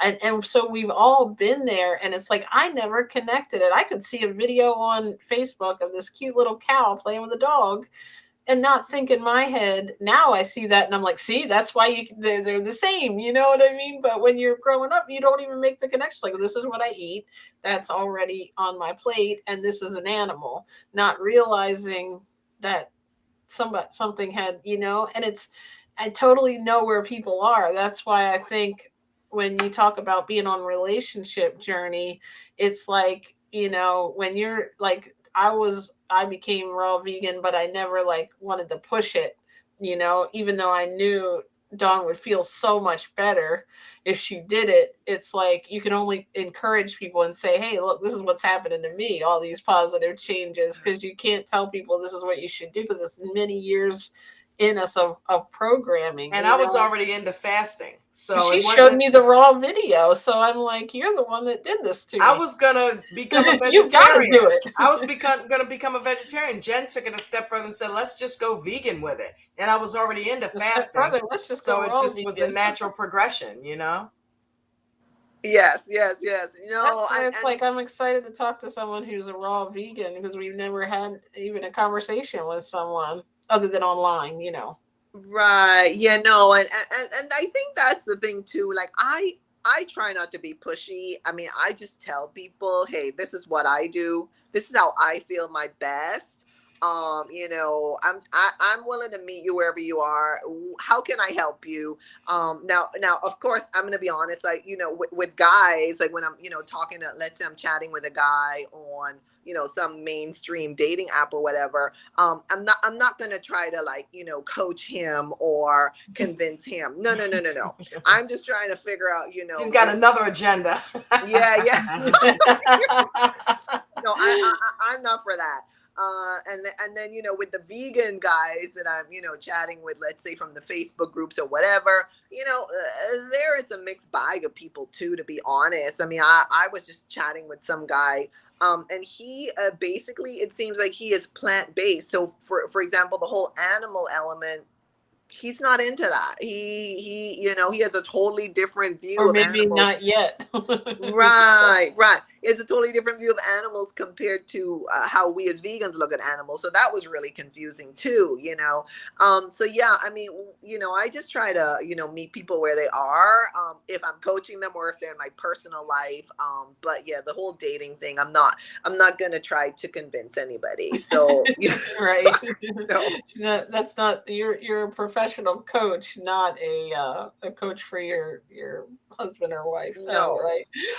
No, I'm not going to try to convince people in that arena. No. It's like especially it'd be different if you were married to a man and you both were eating meat, and then you stumbled upon this journey, and then, obviously, but it's like so different when you're coming in like this. Obviously, you're like, you want somebody, usually when we meet someone, we want someone that aligns with our values, or what we want in life, or what our core, values are. So it wouldn't be any different than that, because that's a really big part of of your life. Like, it's something, especially vegan, not even like, it's not the diet where, like you said, oh, I'm mostly plant-based, I eat some meat and sometimes and this and that. That's someone who looks at it like a diet. When it becomes vegan, it's, I don't want to consume anything with animals. So that's a different, almost like, now that I think about it, you would have to come in with someone like that. That would be a very difficult journey that, that might cause even problems before they even start, right? Um, Yeah. And I'm a part of a lot of vegan groups on Facebook. So not necessarily singles, not necessarily single vegans, just the kind of broader vegan groups. And I mean, I feel so sad for people who are sharing their stories of, their current relationships, and their person is not vegan, and they're either considering leaving the relationship, or they're struggling with the way the person is not being supportive, open-minded, etc. And it just is so sad, to see their struggle, and they're like crying out for advice and help, and or they're coming into the group just to vent and to share, and to just kind of release some of that trapped energy that they are going through in their relationships, or not even necessarily with their significant others. Some of them are struggling with their parents. I'm talking from young adults to well, sometimes you're teenagers, young adults to senior people, and they're struggling with unsupportive family members and friends and colleagues and strangers. So it is just the full gamut of experiences of not being in a vegan world. Again, hashtag the future is vegan. So my thing is that the whole community support is very, very huge. It's very important. It's necessary. It's crucial. But and I don't use the word but a lot, so I'll just say, and I'll scratch the but, and I'll say, and um what I am, I just had a conversation in a vegan group yesterday on a big global meetup situation we had, and someone made a very good point, and that is it's important for us as vegans to also get out into the non-vegan world, into the mainstream world, and communicate and be open and speak to people who are not yet vegan. Some people call them pre-vegans or pregans, and so Previes. sorry. Previes. Okay, and that so sounds There you good. go. I and like all of so those. I never heard of pregan yet. I heard of yeah, pre-vegan. I never connected it together. I Pregan. love it. yeah, and so Previes. that is my shall we say next mission in a lot of ways, in that I'm really going to be opening up some more doors, and knocking on some more doors who are not vegan yet, because I think staying in our bubble, in our silo, in our own little world, it's very helpful for us as vegans to have that safe space. However, I feel we need to really step outside the box, Spread and it. expand, and connect with those who are haven't really yet made the connection, or they're afraid, they're scared, they see how we are challenged with unsupportive communities, and family and friends and so forth and so on. And so they're probably like, well, if they don't want they don't want people throwing tomatoes and stuff at them, if they see what we're going through, and they're like, well, I'm not joining that party. Right. I'm just going to stay over here where it's acceptable to be the way I am. So Right. it's very brave, courageous, valiant to step into the vegan world, quite frankly. And I'm seeing that more and more and more every day. It was I have to give a shout out to my mom, because even though she's pregan, what is it? I'm gonna call it, because I'm still trying to convince her. But I remember, like, whenever we go for we went for Easter, I think, that very first time, and she bought all kinds of, give me a list of what you want, after she was like, well, what are you gonna eat? Yeah. It's like, I think food becomes emotional, and I almost was a disconnect, because I was like, my mom shows love by cooking for all of us, and it's hard to say I don't want the food, but not that I don't want your cooking at first, to people, and then they kind of get used to it. So after a year or two, you're already known as the vegan in the family, so they wouldn't offer you anything, or continue to say, are you going to be okay, are you going to be healthy, because they see you healthy. And like when you were talking about going to the restaurant, I thought about Uncle Dave. Don, I pick the same restaurant every time because I know they've got the vegan like sushi rolls that I like, and Yeah, he'll come to Chinese town a food. couple times a year and be like, can we go somewhere else? I'm like, no, I like this place because we don't have many Stir-fried vegetables. options, right? So like I can eat a lot here because there's lots of different stuff. But they've been, Right. supportive overall after that initial like, what's wrong with you, and are you going to be okay? You look too skinny, that type of thing. So I think it's so important in that early stage, because it would have been easy for us to give up early on when you start to feel those different things, until you find your now emotions after a couple years in. You feel these new emotions and attachments to the raw food. You start to think, I remember how good I felt like that second month when I got and sat down with my big salad and I started to, lose weight. And it's like these connections you used to have to the cheeseburger, that you might have, had when you went out to this restaurant with friends. It becomes now you're finding these new attachments to food emotionally, I think. I agree. I mean, I certainly, get a lot of joy and happiness from just eating my fruits, my vegetables, making smoothies, making cold pressed juices, putting in my herbs and spices, coming up with some concoction to make a spread or a dip. I mean, for me, it's a joy. I mean, I have dance parties by myself, just eating fruit and eating, raw vegetables or smoothies or juices. It's just, to me, it's just great. To me, it's one of the biggest parties in the world. I'm like really thankful for you to come on and say this, because I think a lot of people in my group, and a lot of people that even listen to the replays of this are not vegan yet. So it's like, or they're thinking about it or exploring it, and I'm really thankful that they're at least opening their mind, because that's, if I had never watched the raw documentary, I wouldn't even be able to help other people at this point. And for you, that one, not one thing turned your mind over, but like I think I was talking with Bobby a few weeks ago, and he said it's not one thing. We don't watch one video and we think it's that one thing, sometimes, or that one event, but it's all the things that have led up to that. And I think that, like you could tell by your journey, it kind of, you were piecing together, and then it's like, oh, this is where I am, this is where I belong. It's almost like you find a home that you were looking for but you didn't know, like.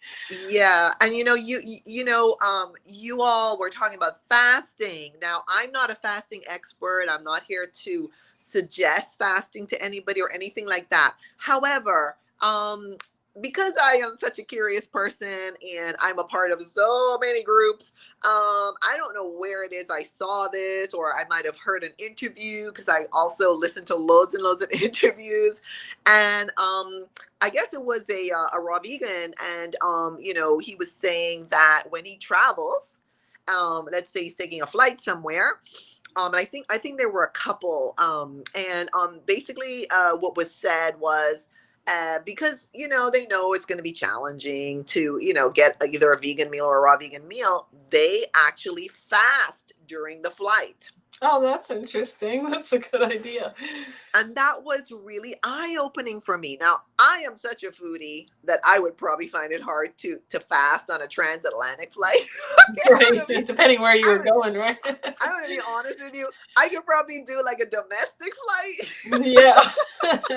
Not, half a day, right? However, what was really great was just to hear their perspective, in that there are ways around this, or hey, you load up on your foods before you take your flight, and Mhm. then once you're on your flight, then you've made that decision that either you're just gonna hydrate, you can stay hydrated, or you don't stay, you've already hydrated before, and you're just gonna like sail on through your journey there on your flight, and you will be fine. Right. And even if it's an 8-hour flight or whatever the duration is. So all I'm saying is, there's so many creative ways of going about it. It just depends on, how we want to approach it. And where do we like, I know I just have like one or two more questions. I'm gonna let you go because we've been running, I know, over, but I just wanted to find out, where can people reach out to you? Like, what's the best way if they want to get some one-on-one or a group coaching type, or personalized coaching, or find out what exactly you're offering? Sure. Thank you. They can go to my website, www.happywholebeing.com/coaching, or just www.happywholebeing.com, or they can find me on Instagram. They can direct message me there, Happy Whole Being Vegan. Those are the two fastest ways to find me. Okay, great. Thank That's where you. I found you. Then she responded to me, so we already got a good track record here. Thank you. She definitely was. You were very responsive, which I'm thankful for, and I'm assuming that's how like you are in your coaching. And Yes. I think, and you don't have to be afraid of where you are to, No. you can at any point in time, like even if you're not going to be ready right this minute, if you need to I think a lot of it is figuring out that's why there's so many what I eat in a day.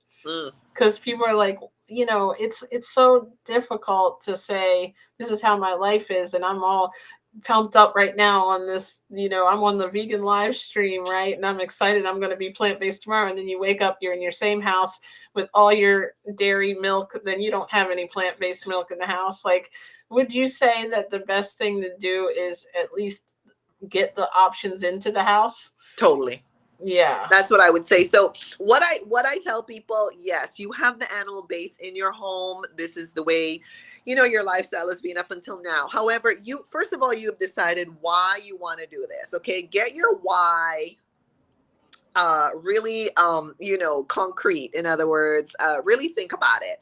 Do you want to, go plant exclusive as a diet for your own personal health, to be energetic for your family, to achieve your life goals, etc., to excel in your whatever your chosen career is, or maybe to make some new, decisions, or do you want to go vegan because you're compassionate for the animals?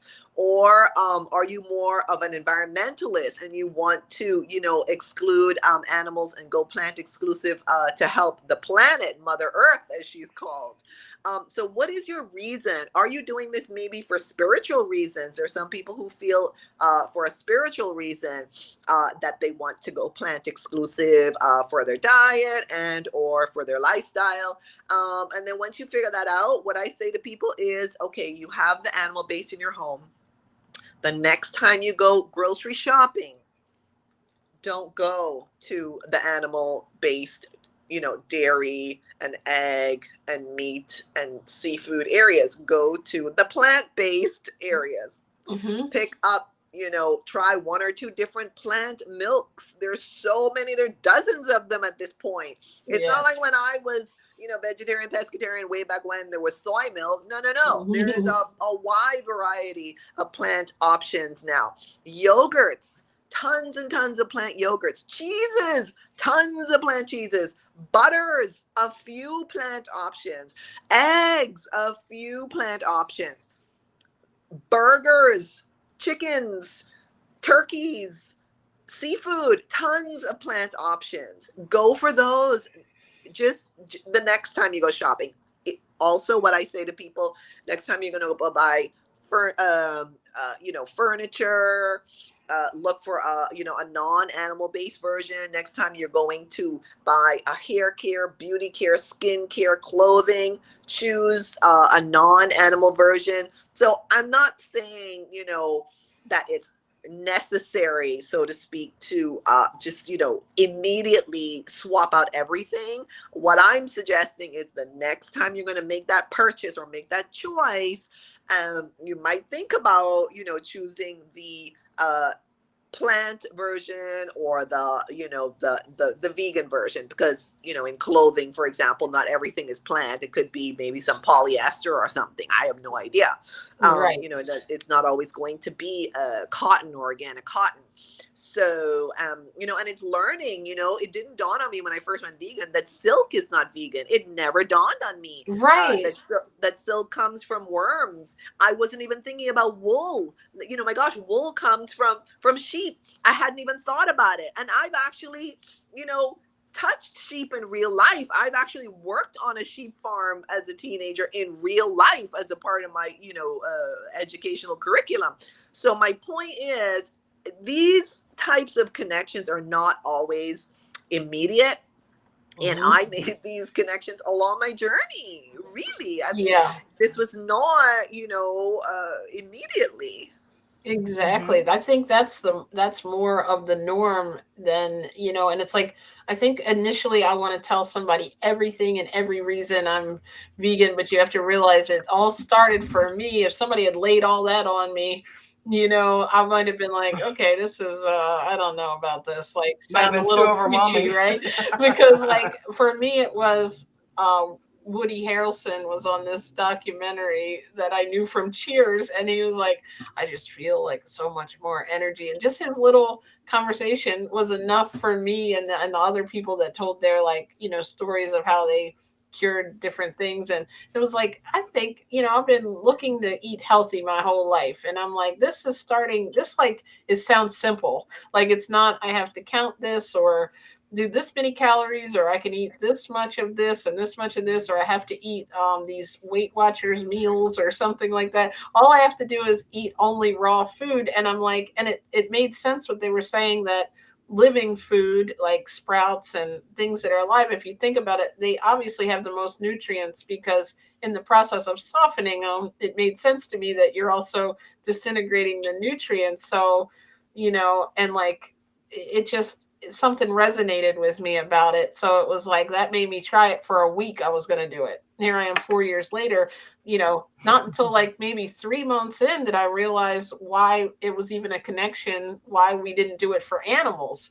It was a diet for 3 whole months until I saw like something about dairy cows and the Gary Yourofsky video, and it was like, wait, I was like, you've got to see this video. Like, I never connected. I'm looking at my cat and the leg of the cat, like, wait, okay, I'm eating like something just connected. But that was 3 months in. So if I had, maybe saw that video, I would have started, but it might have been harder because I wouldn't have known how good it feels for the health reason. So it's kind of like, and then I didn't even know until a couple of months after that, I saw someone say that the greenhouse gases were worse than driving. And I'm like, well, it helps the environment too.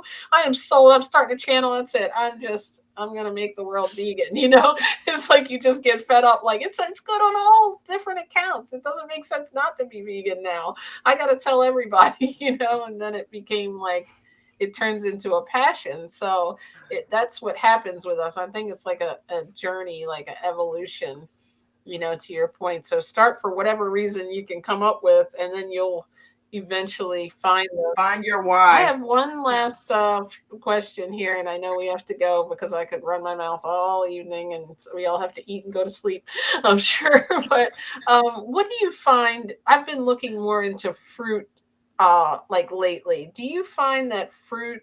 I just want to ask someone who's kind of more of an expert, is better to gear more of your diet on fruit when you're raw? Or I've just been mostly veggies, a little bit of fruit, but lately I've been kind of reading more about fruits and how they can really lift your vibration. So I was wondering your thoughts on that. Yes, in my experience, and based on what I've learned on my journey, just like through reading and just listening to other experts, because I am a big consumer of vegan media and raw vegan media. And also I'm a big consumer of my own experiences.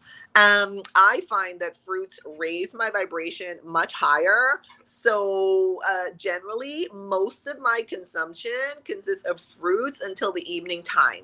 And then to kind of lower my vibration, lower my energy, lower my frequency, to kind of settle down a little bit. Because, yes, the dance parties are great all day. But then, by bedtime, I really don't want to be like, dancing, like whooping it up too much.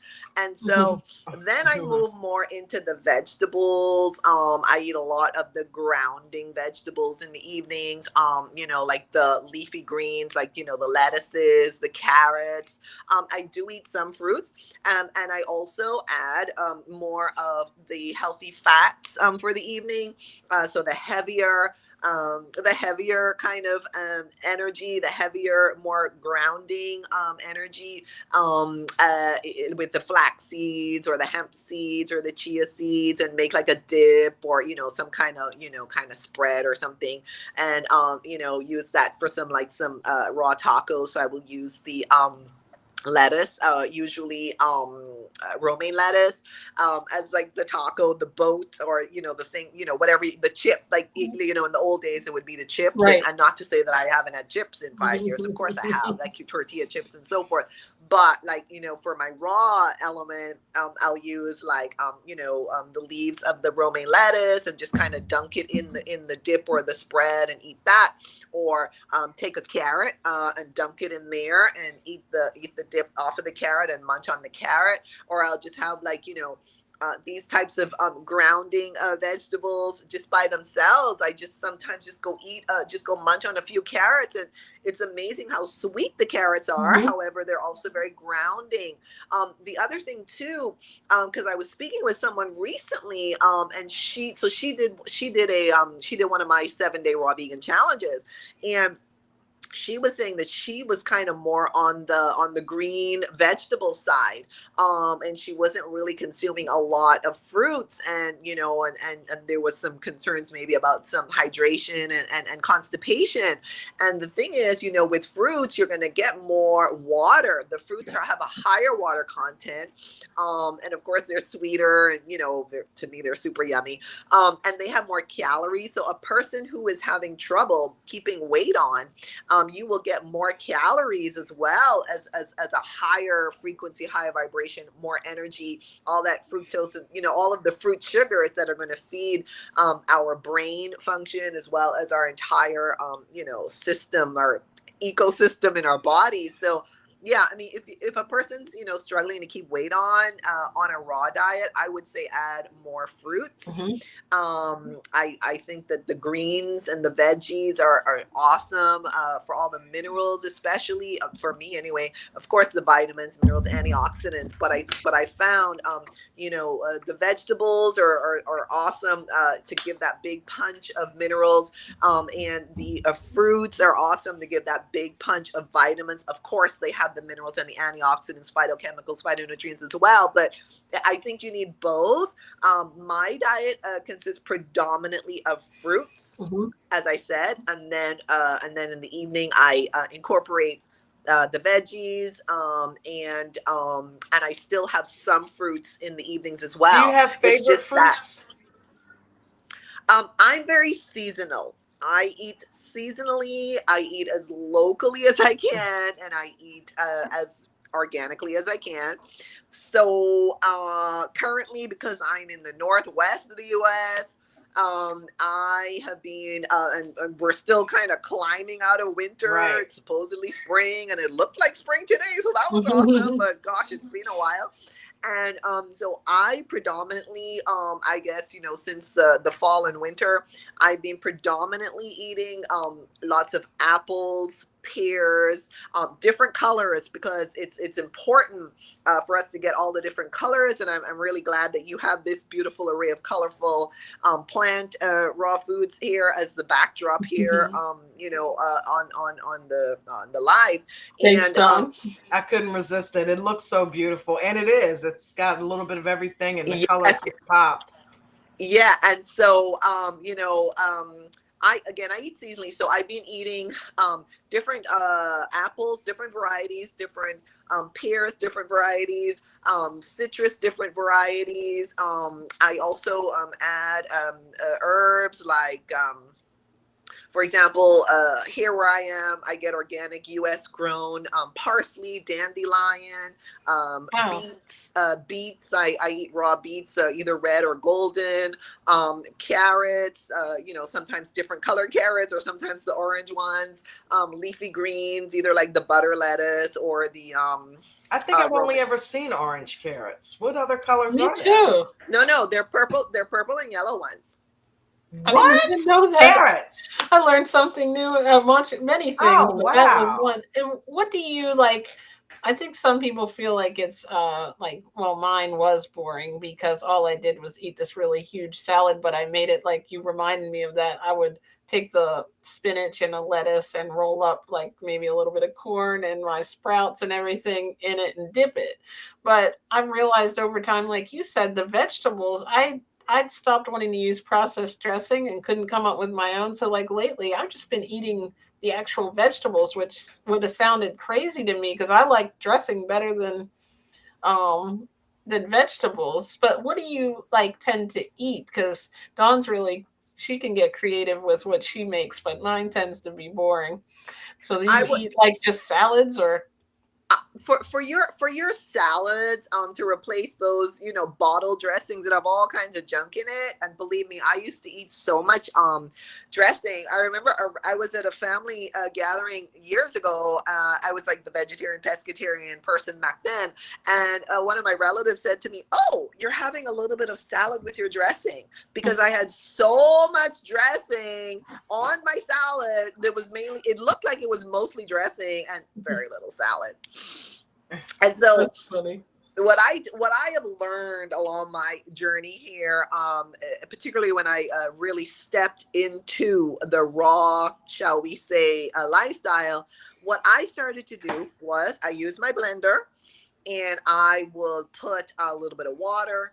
I will chop up some apple, and then I will put different herbs and spices.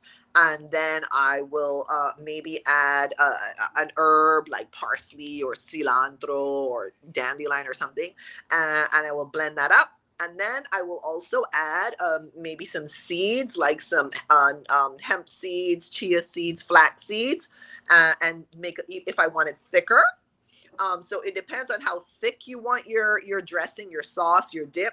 It also depends on how heavy you want it, and if you want to add those beautiful, healthy, clean omega-3 fatty acids and protein in there with the seeds, or you may want to put some nuts in there, maybe some raw walnuts. You might soak them before. It's yeah, you recommend, they recommend we soak the raw walnuts. I personally, sometimes I'm a bit lazy and I don't always soak mine.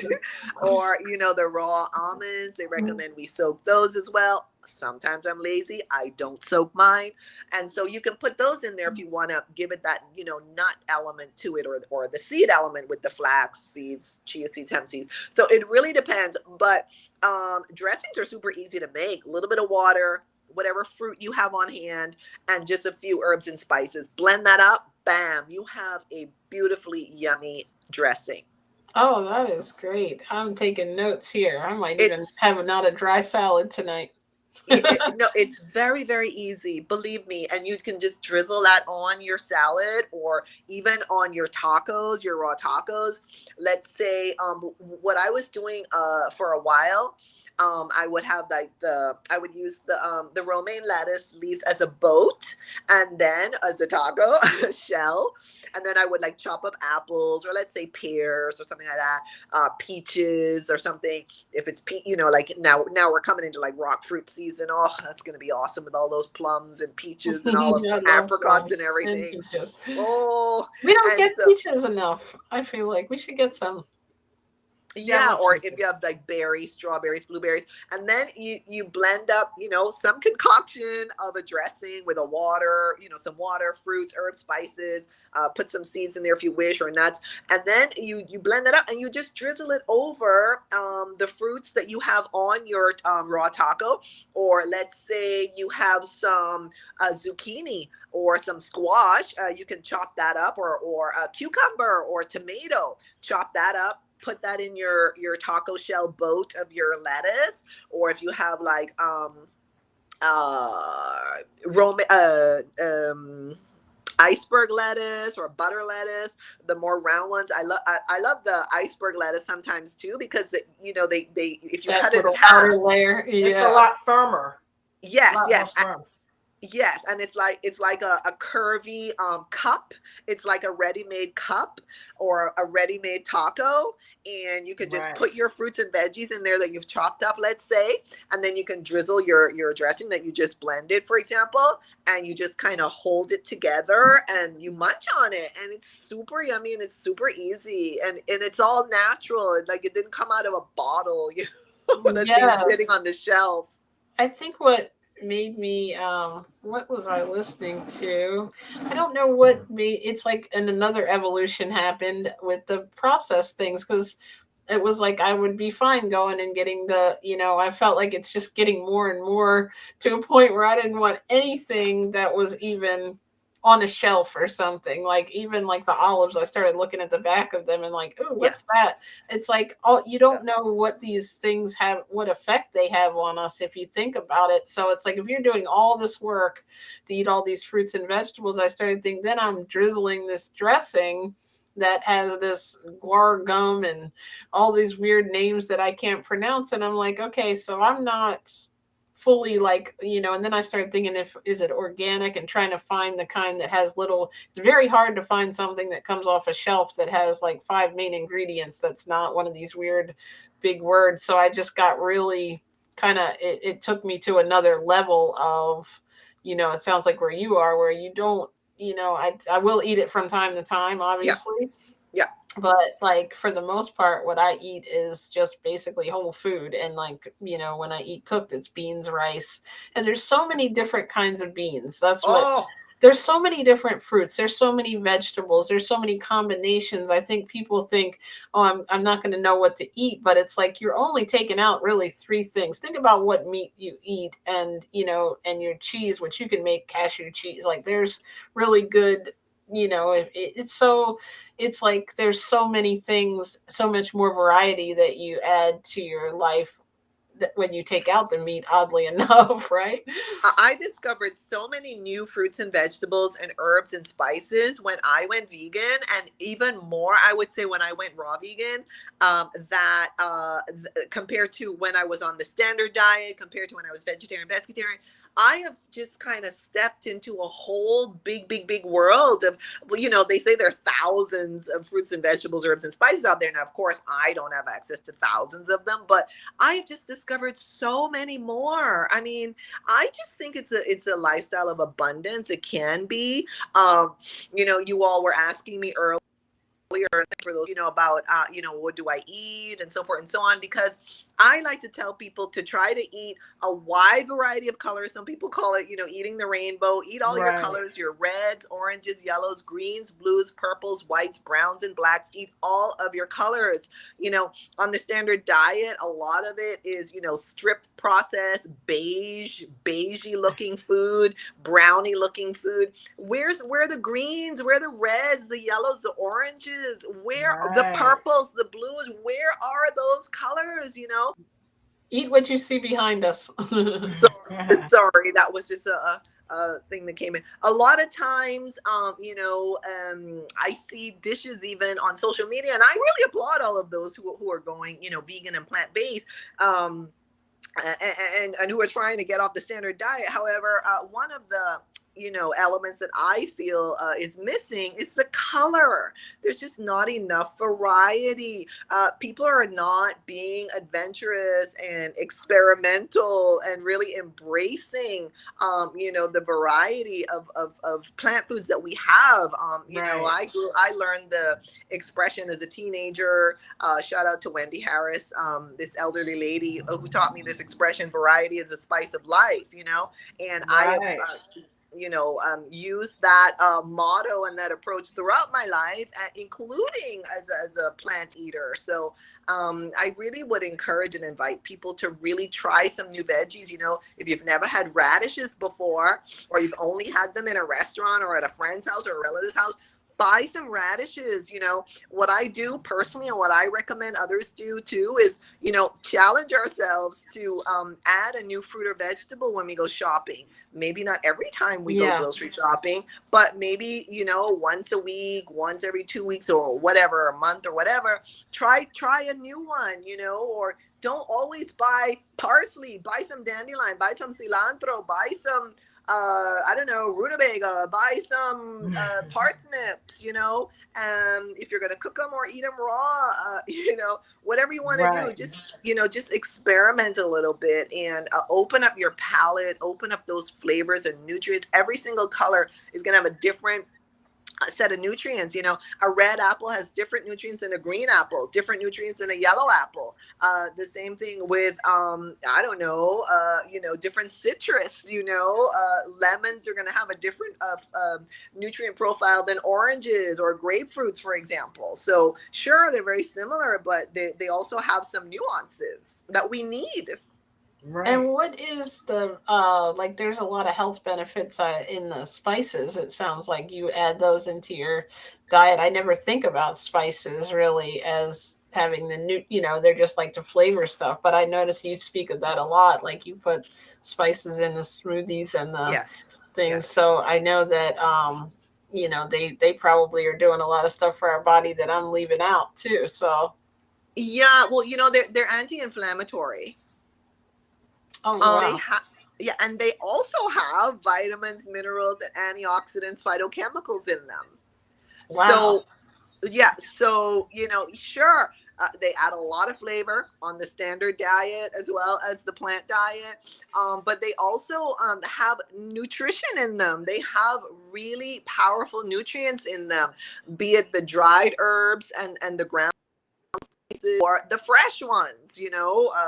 So I personally embrace herbs and spices. I encourage others to try them and keep adding to your to your collection, in your pantry. Yes, definitely. I'm definitely gonna do that. I'm gonna start trying some new veggies because even though I eat a lot of fruits and vegetables in a day, I feel like I do the same ones. So you've inspired me to, get these. One time I got a different kind of melon because they couldn't, like when I got my groceries delivered, they brought the replacement one. So like sometimes I think about trying other fruits and then I'm like so used to just ordering the same thing. I'm like, okay, I'm just gonna order my oranges, my blueberries, and my, a couple of things that watermelon this time of year is so good and it's so filling, Yes, the fruit. And you're right. I think you just answered my question that I've had all this time. How could I go more all raw and sustain so that I'm not going, because like when I go raw, I feel like I continue to lose weight like I did for the 6 months because you do really not need to eat that much because your stomach kind of, but the fruits I think is what I was missing in my diet that would have put on the calories. And so that was I a think big thing so. that I wasn't doing because I was thinking sugar before I really learned what these are different sugars than, Right. I was like, oh, I can only have, 5 blueberries or whatever at the end of the night. Like I was so strict with everything, thinking back to my standard American diet that you can't eat sugar, but it's completely different sugar anyway. We could talk all evening. So tell me exactly, just one more time. So, well, if you go to the description in this video, you can find all the links to the Amazon where you can purchase your books and you can find the website. We've got your Instagram in there, every link that you sent and your um I don't think we had enough space. I didn't put the whole bio. I think she put the links for No, me. no, which no, no. thank Don't you worry so- about. Yeah, Okay, don't worry. but it has been so fun. What would you want to say, like in recap? And I'll wait for Dawn to return just to make sure she doesn't have any last Hey, things to I'm say good. too. But what is your message you want to give the world, or I guess how many people will listen to this? Maybe not the whole world. Maybe one day, right? We can wish. Yeah. Yes, yes. First of all, I want to just thank you both so much for inviting me. Thank you for this beautiful conversation. Thank you to everybody who joined either live on the replay. My message, gosh, I have so many messages. I guess, just to, give this plant life a try.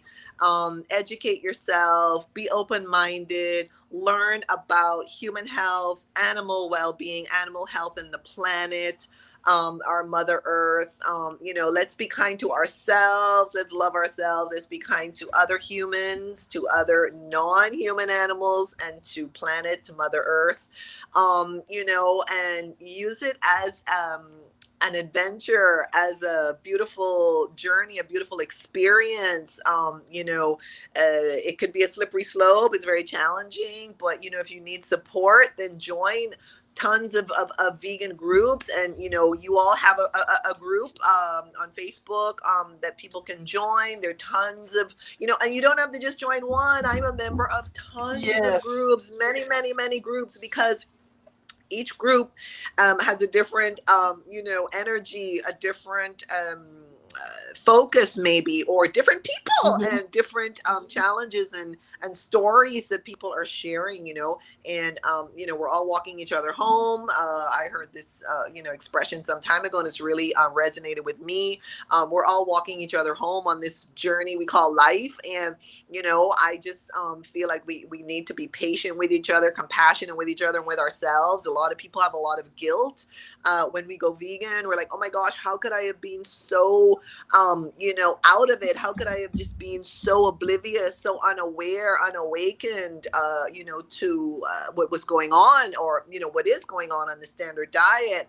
And we need to have compassion for ourselves and be patient with ourselves and with each other. And people are trying, and if they have a little slip and they go back to eating animal based, let's try to just be kind and gentle with them, and not bash them so much. And let's just be patient and understanding that it's challenging, and I just want to applaud everybody who has gone vegan, who has gone plant-based, who've gone flexitarian, who are really trying. I really want to applaud all of you for all of your efforts and all of your accomplishments along the way. And I just want to thank you both so much again, and thank everybody else. Thank you. Thank you Do you have for any being here. last words? No, I was just going to say I really enjoyed listening to your journey, and you have a very, very vibrant way of speaking, and your energy is just off the charts. So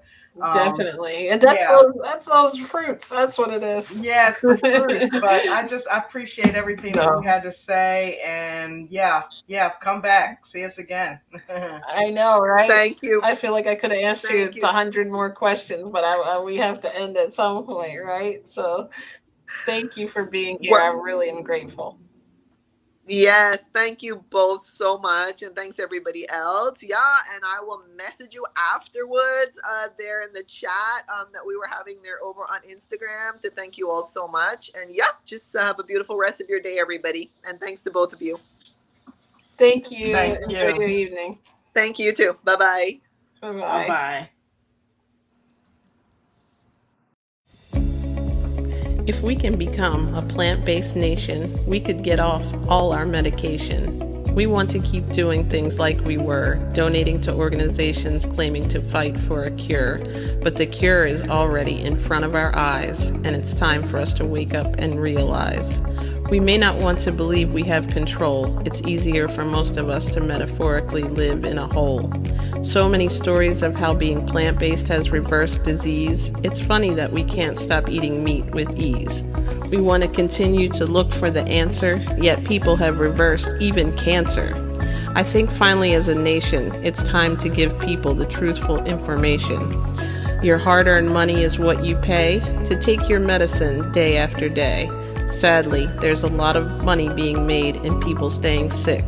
This has to finally make something click. We have to have this revelation that a cure means not selling medication. There's so many myths and misconceptions, but it's eye-opening once you make the connections. That meat and dairy are causing insulin resistance. It's not sugar and carbs causing diabetes, for instance. Scientifically, our bodies are not set up like carnivores. We model those who eat plants. If you can heal, why not give it a chance? You follow your car's owner's manual for what gas it takes, yet for our bodies without care, we feed it steaks. That's like giving an unleaded car diesel to drink. Our bodies will reject it, don't you think? I'm not here to tell you what to do, but to be a voice, that when it comes to your health, you have the choice. With just a few adjustments to your diet, I can help if you just want to try it. I've found testimonials that people have reversed every ailment and disease by simply eliminating meat, eggs, milk, and cheese. There's a tasty substitute for all the things you already eat. You can get all your nutrients without eating meat. Save the animals, the environment, and yourself just by making a few different selections off the grocery store shelf. It's never too late. I've seen it work at all age ranges. It's my passion, and I can't wait to hear about your positive health changes. It's time for the world to wake up and heal, and you can start with your very next meal.